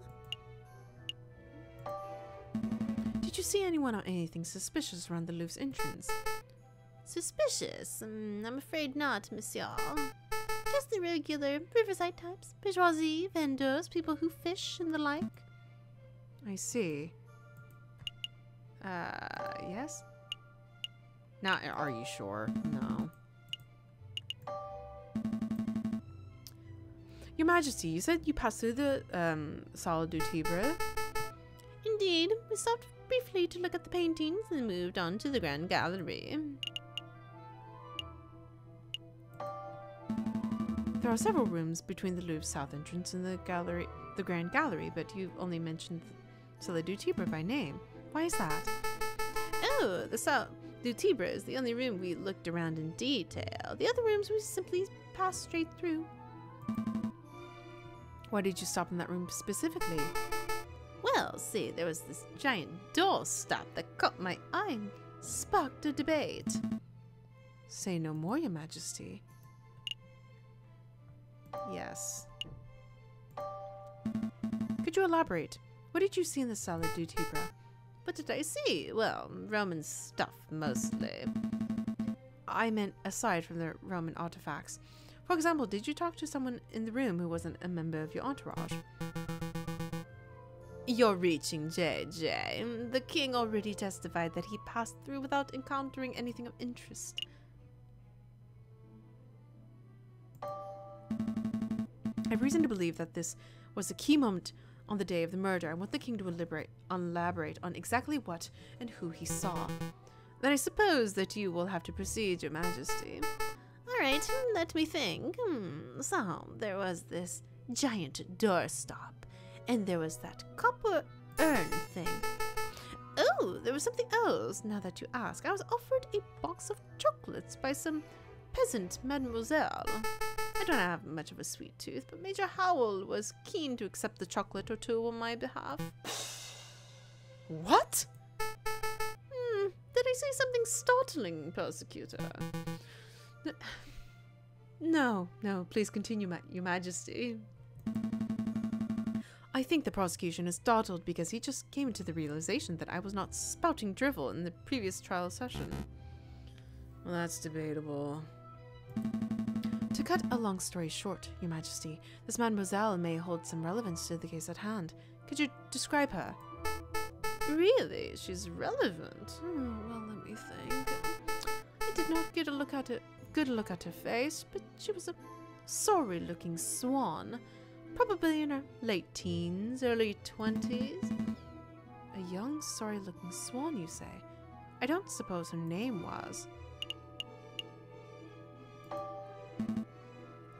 Mademoiselle Signa. Signa? Sounds familiar. Yes. Why, yes, I think that was it. She was called Mademoiselle Signa. I see. This is undoubtedly significant. Mademoiselle Signa gave chocolates to Major Howell minutes before he died. Now wait, just 1 minute. I see what you're alluding to, JJ. You're suggesting that the gifted chocolates killed the Major. But that line of reasoning holds no weight because the evidence is circumstantial. Circumstantial, my tail feathers. The king just testified that Major Howell ate chocolates. Yes, that much is no longer in dispute, but you still have not proved that the chocolates were poisoned. And without that, we must assume that the swan was merely offering a gift, rather than speculating that she is a murderer. Yes. Shame on you, defense, implicating a poor innocent girl like that. Absolutely disgusting. Why I ought to end this trial. Hold on, I do have evidence that the chocolate was in fact poisoned. I don't believe you, JJ. If you had a piece of evidence that significant, you would have slammed it down already. Present it. Well, I can't. It's not really the evidence folder type of evidence. Why am I not surprised? The The drama was just getting good. Why did you all suddenly get quiet? Well, Your Majesty, it appears that the defense just had a realization of his own. That is, that he lacks the evidence to support his theory. Since he cannot continue with the argument, I believe the cross-examination has come to an end.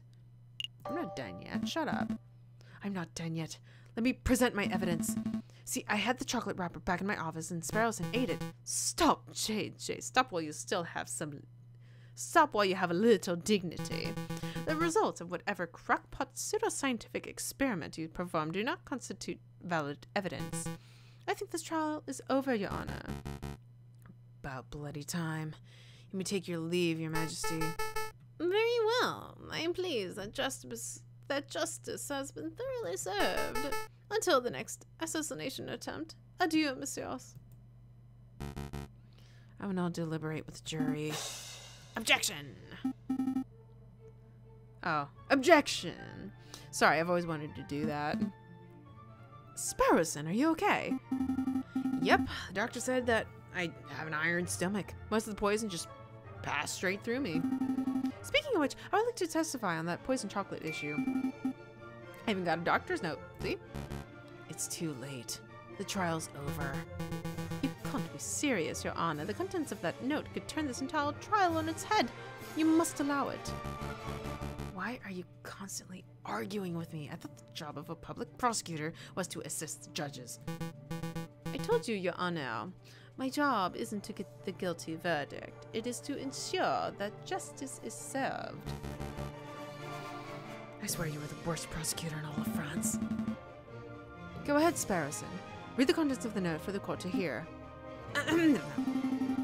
This patient, Sparrowson, was submitted to Salpêtrière Hospital, where he displayed a variety of symptoms. These included profuse sweating, a rapid fever, and severe nausea. The patient was diagnosed with poisoning, probably originating from the plant known as aconite, aka monk's should, aka wolf's bane.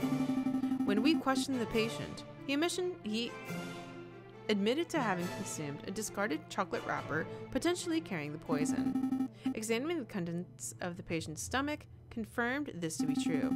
As a mental health professional, I believe this patient to be clinically... Oh, you know, we can skip that bit. Yada yada yada. Okay, good. Here we go. Signed, Dr. Falret. Thank you, Sparrowson. I don't think I'll need to question you. Between your note and the king's testimony, every angle of the chocolate wrapper business has been covered. Awesome! Wait, did you say the king was here? We can get his autograph later. Right. So what happens now? Do I get cross-examined by the prosecution or something? To be honest, I see little to cross-examine. Do your damn job, prosecutor. Cross-examine that little annoying liar of a bird. Tear his testimony to shreds.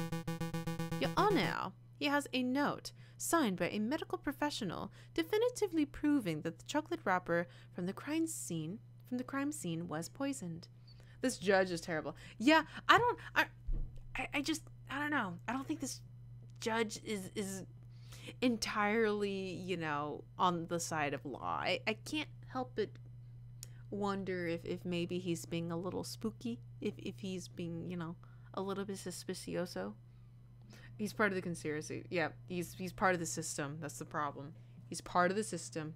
He's part of the conspiracy. He's part of all of it. We could nitpick the details or delve into the doctor's credentials, but I fear it would be a waste of the court's time. Nobody wants that. God, so then what the hell do we do now? We do nothing, Your Honor. This poisoned wrapper has introduced an element of doubt into the case. The prosecution must accept that. But is the level of doubt reasonable? Is it significant? I think the members of the jury will agree JJ's evidence is still tenuous. Tenuous. A step above circumstantial. You have proven a link, not wholly illogical link, but you still haven't proved beyond doubt that Major Howell was killed by the chocolate. You're still making far too many assumptions. Where is the empiricism that was required by any good court of law. Where are the witnesses who can back up your claims? Oh, I brought along a witness. Maybe she can help. The swan. Yep. Heck yeah. Hello. You. Sparrowson, it's great to see you on your feet. You've been an enormous asset to this case. But what are you trying to pull off now? Surprise witness. Surprise witness. Yeah, I remember you mentioning that Kokuria really liked calling surprise witnesses, so I thought we could beat him at his own game. I brought the flower girl, Mademoiselle Senya, so that she can testify about, Prince Juan's behavior. You were putting me in a really difficult position, Sparrowson. Just moments before you arrived, we, the court, established that Mademoiselle Senya is a possible suspect for the case. What? That can't be right. Sparrowson, it's okay. Monsieur Falcon, I would like to testify. You want to testify? Do you understand what you're agreeing to? I do. I have accepted my fate. Prosecutor, do you have any objections to me calling upon Mademoiselle Senya as a witness? No, none. Bearing in mind, of course, that you are here to defend Prince Juan, not convict Mademoiselle Senya. Prosecuting is my job. Of course. I have no objections either. Please proceed, witness. Speak the oath. The oath? Say that you swear to speak without hatred or without fear, to tell the whole truth, but nothing but the truth. I swear, Your Honor. I swear to speak without hatred and without fear, to tell the whole truth and nothing but the truth. Good, very good. Please state your name and occupation for the court record. My name is Catherine Marie Senya, and I am a flower seller. Mademoiselle Senya, tell the courtroom of your activities on the morning of the 7th of January. Very well. I saw the king and his entourage enter the Louvre around 9 o'clock. I followed. When they came to a stop in the Salle du Tibre, I stepped forward and offered the king a chocolate. He refused, but a guard, a big dog by the name of Major Howell, was happy to oblige. The guard died because I, personally, had previously added poison to the chocolates. Now that can't be right. I used poison derived from monkshood, a notoriously dangerous plant. As a flower seller, it was simple to acquire. Why did you do it, mademoiselle? Why? Monsieur, people have tried to kill the king before, and people will try again. He is a vile man who has no respect or love for the people who suffer under him. I did it to better the French people. I don't believe you at all. Falcon, say something. Mademoiselle, are you being coerced or threatened? Speak freely. No, monsieur. I am confessing out of my own volition. It is my fault, and nobody else's. Pretty convincing.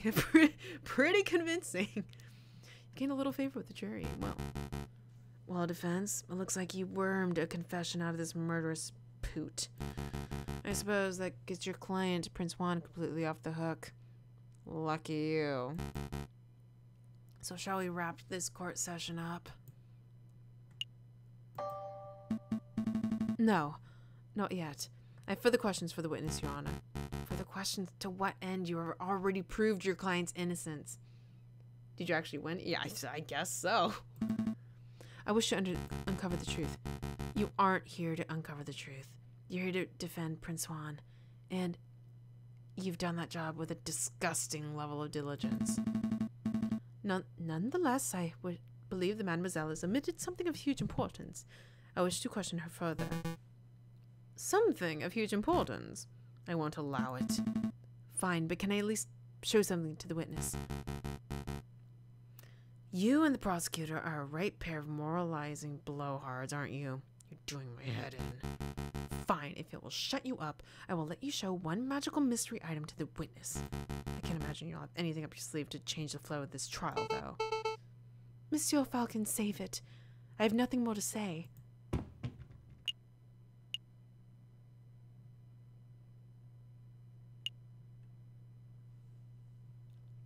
Probably this one. Please take a look at these, mademoiselle. Train ticket stubs? Look at the names. Papa and Mama. In Vienna. Really? Are they safe? They are. The tickets were arranged courtesy of the fox. Then that means the wolf has nothing to hold over me. I can speak freely. Indeed. Go ahead, mademoiselle. What are you two muttering about down there? I'm amending my testimony, Your Honor. Members of the court, everything I've said today has been the truth. I did go to the Louvre the 7th of January. I did present the box of poisoned chocolates to the king. Except it was not of my volition. I was threatened. I was forced to carry out the task under the threat of harm. You see, my family has been struggling to get by. The winter has been harsh and my flower business has been struggling. One day, a man approached me. A man I assumed to be kind-hearted. This man offered me 200 francs to get us through the cold. But I could not afford to repay the debt.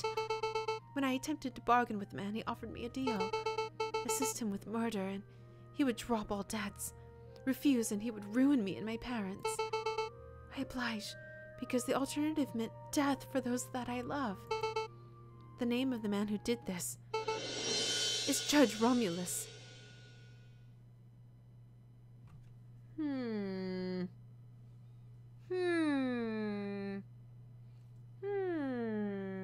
Really?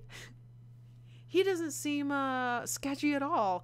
I mean, you look at this face and I just think, wow, such radiance, such honesty, you know? What an upstanding citizen, right? With his teeth. He just seems so nice, you know? I knew it. Ha! What a creative story. This is obviously a last-minute, desperate attempt at passing the buck. The sheer laziness of this girl to accuse a man she's never met before. She's blatantly floundering. Indeed, I've heard dozens of these self-pitying yawns during my time as a prosecutor. Although, admittedly, this is the first time I've seen a witness directly accuse a judge. Quite a brazen gambit. But in any case, these sorts of stories never turn out to be true. They're always proven to be fabrications born of desperation. I've never been more honest, monsieur. Listen, Mademoiselle Signa, I'd like to believe your story, but accusing a man, a judge no less, of conspiring to murder the king is a hugely serious accusation. Do you have any proof to support your story?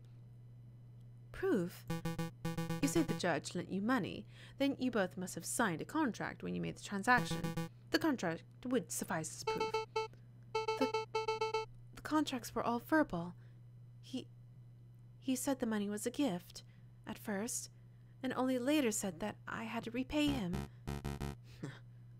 How convenient. Of course, this supposed contract doesn't exist. The mademoiselle has no proof, because her story is a blatant lie. Falcon, you have to do something. Do we have anything to link the Judge Romulus to Mademoiselle Signa? A link. Of course. Members of the court, I know for certain that Mademoiselle's story is true. I can say with certainty that Judge Romulus has made contact with Mademoiselle Signa in the past. I know this because at this very moment I am holding a key piece of evidence that links Judge Romulus directly to the crime scene.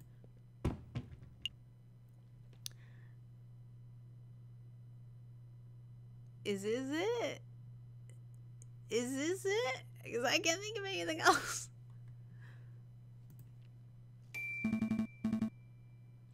I know this pen belongs to Judge Romulus. That much is obvious.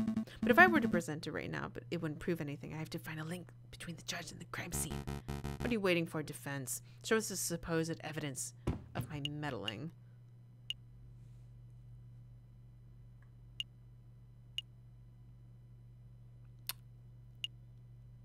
Do I have it? Do I have the evidence?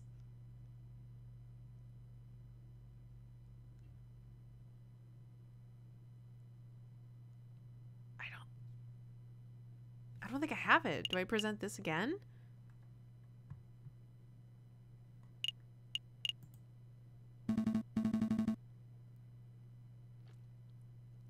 Watch, it's probably going to be a dud. Everyone take a look at this. This item ties the judge directly to the crime scene. You're going to have to elaborate, JJ. How does that exactly do that? I'm not sure. Useless. You're wasting everyone's time, defense. They're stalling. What a buffoon. I know I have something. Something that proves Judge Romulus had a hand in the crime.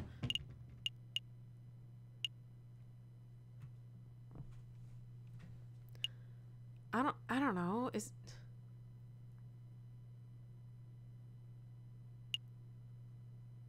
Do I have it? Is it the rose?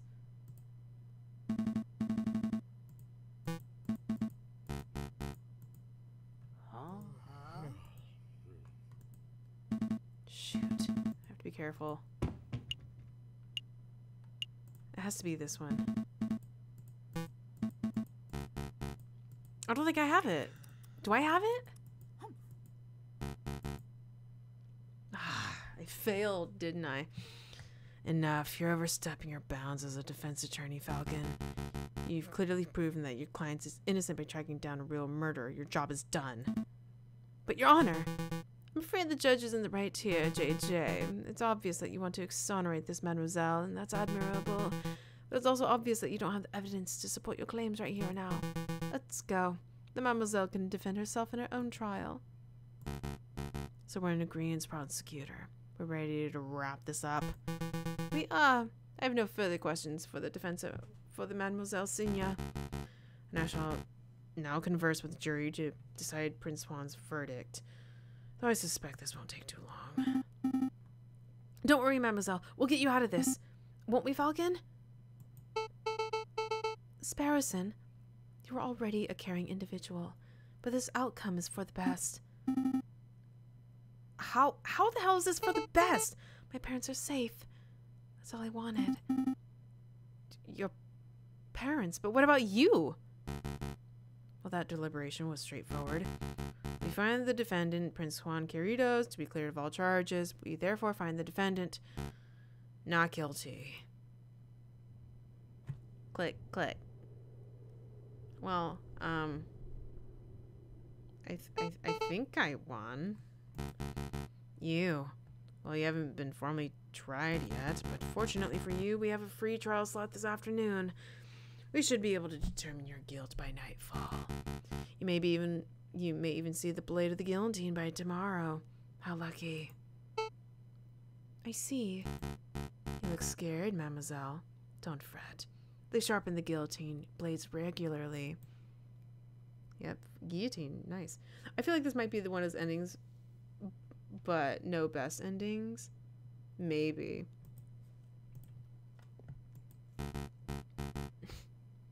Nobody here likes gallows humor. Whatever. Court is adjourned. I think this is goodbye. Thank you, Monsieur Falcon. Monsieur Sparrowson. You did your best. It can't end like this. This isn't how I wanted things to go, Senor Falcon. No, me either. We mustn't blame ourselves. You made an admirable effort to save everyone. What good is effort if these are the results I produce? Tell me, Senor Falcon.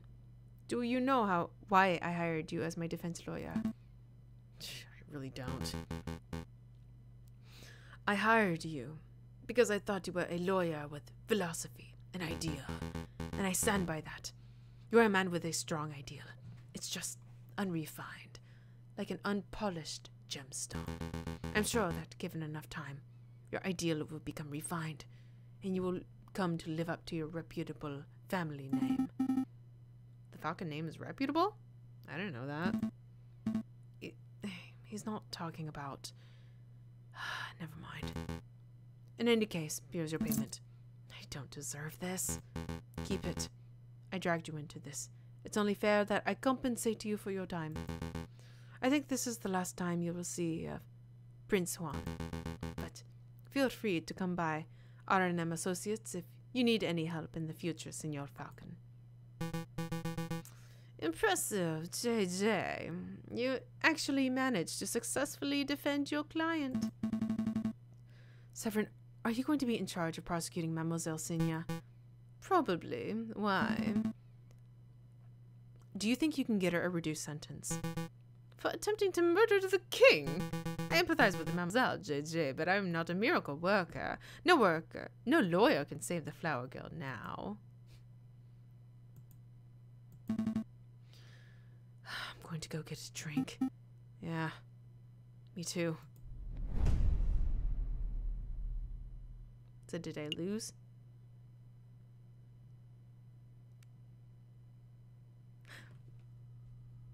I'm gonna look up.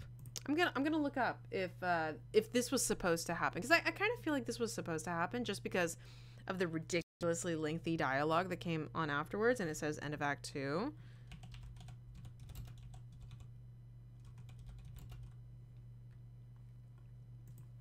Let me see. Yeah, it kind of seems like this was supposed to happen. I don't think, you know. Yeah, because usually if I would have messed up, it would have said, you know, redo or something like that.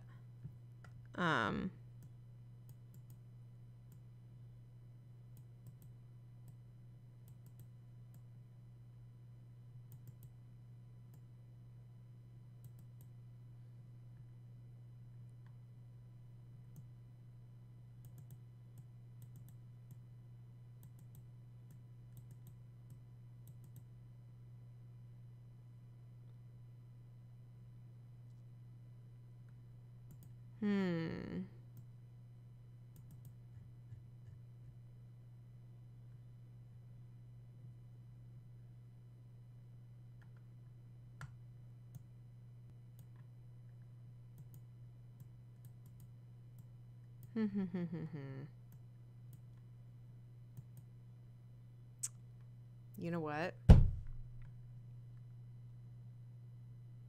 No, I failed. Is what happened. That's not what was supposed to happen.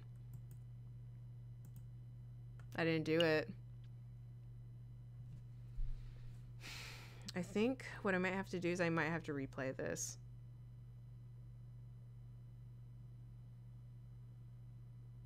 Okay.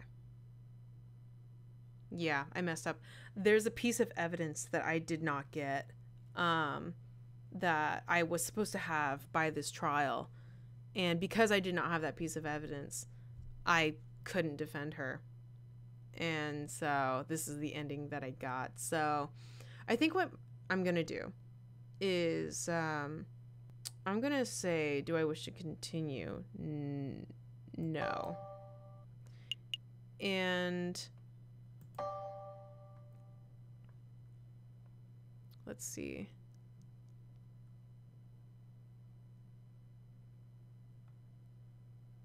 Okay, this is what I'm gonna do. Instead of me wasting a day playing blackjack, I'm going to let's see.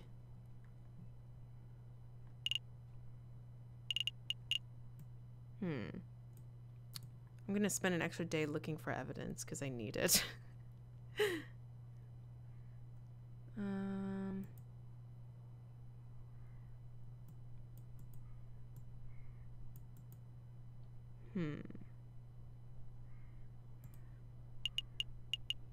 Let's go to the Chocolate Emporium.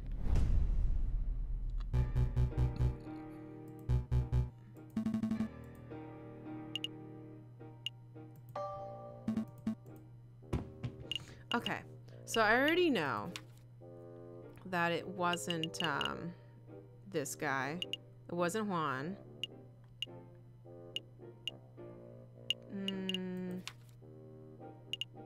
I could ask if it was her, and I could ask if it was, you know, the judge too.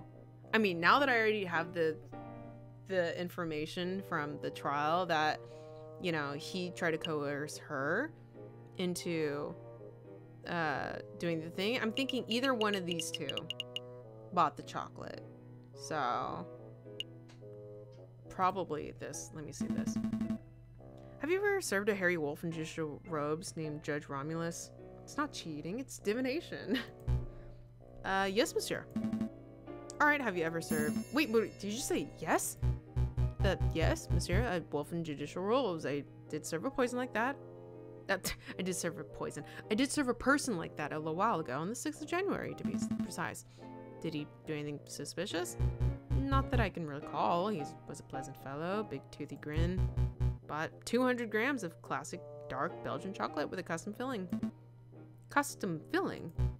Some type of caramel he provided it himself, although unfortunately did not bring enough for me to sample. What does this mean, Falcon? We should make assumptions, but it may just mean that this judge liked to eat chocolate.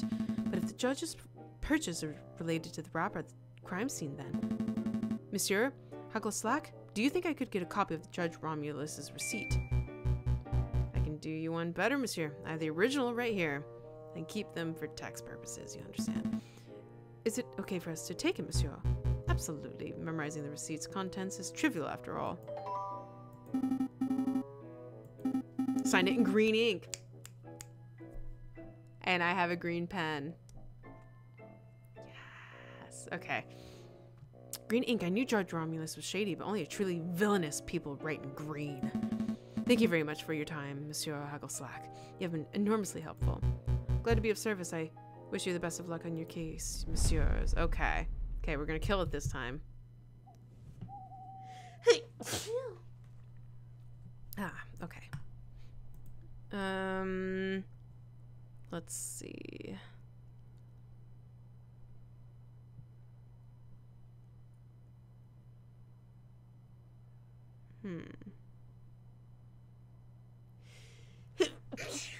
Oh gosh, okay.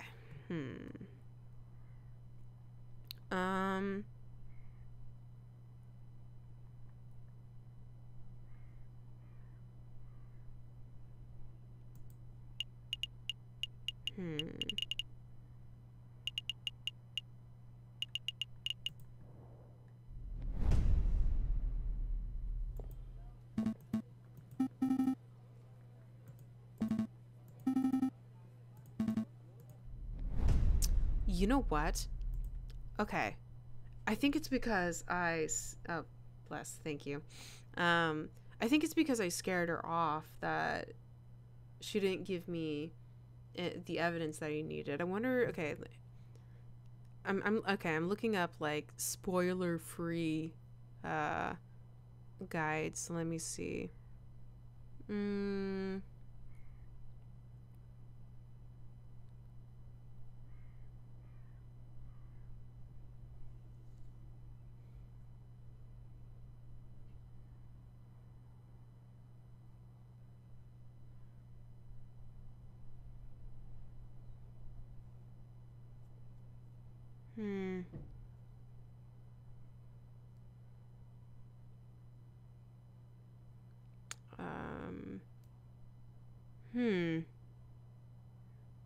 How am I gonna do this? I don't have...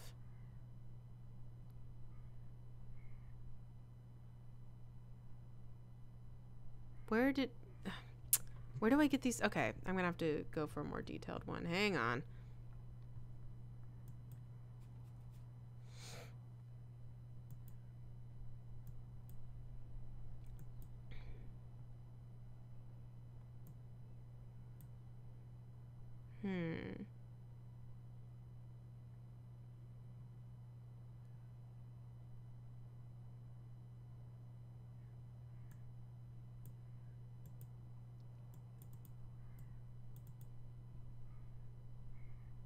Ah, are you kidding me?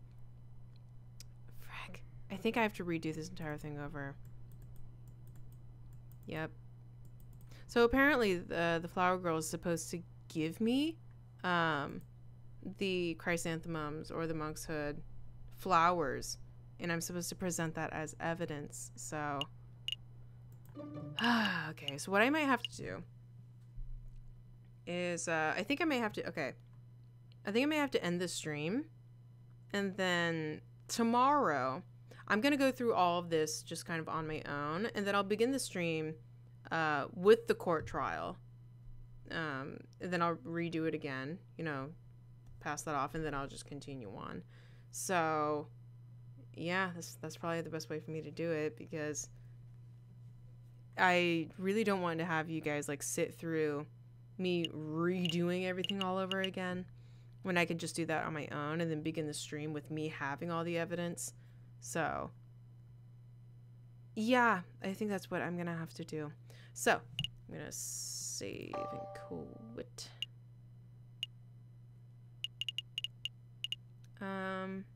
Actually I have to load a previous day. It's gonna have to be, yeah. Skip. On the Louvre, let's be blah blah blah blah blah blah blah blah blah. Okay. Pokemon walls, and then the docks, and blah blah blah blah blah. Okay. Save. Okay, well, I think that's probably going to be the end of this stream then. Yeah, I guess I'll see you guys later. And then by the time I stream again, I'm going to do all this on my own, so you guys won't have to sit through that. I probably will be streaming tomorrow. Probably in the afternoon sometime, you know. Probably, I don't know, 3-4 p.m. or something like that. I don't know. I never decide. I don't know what I want. So yeah, I guess with that, I guess I'll see you guys later. So thank you for everyone that's been watching this stream, and I'll see you later then. Bye.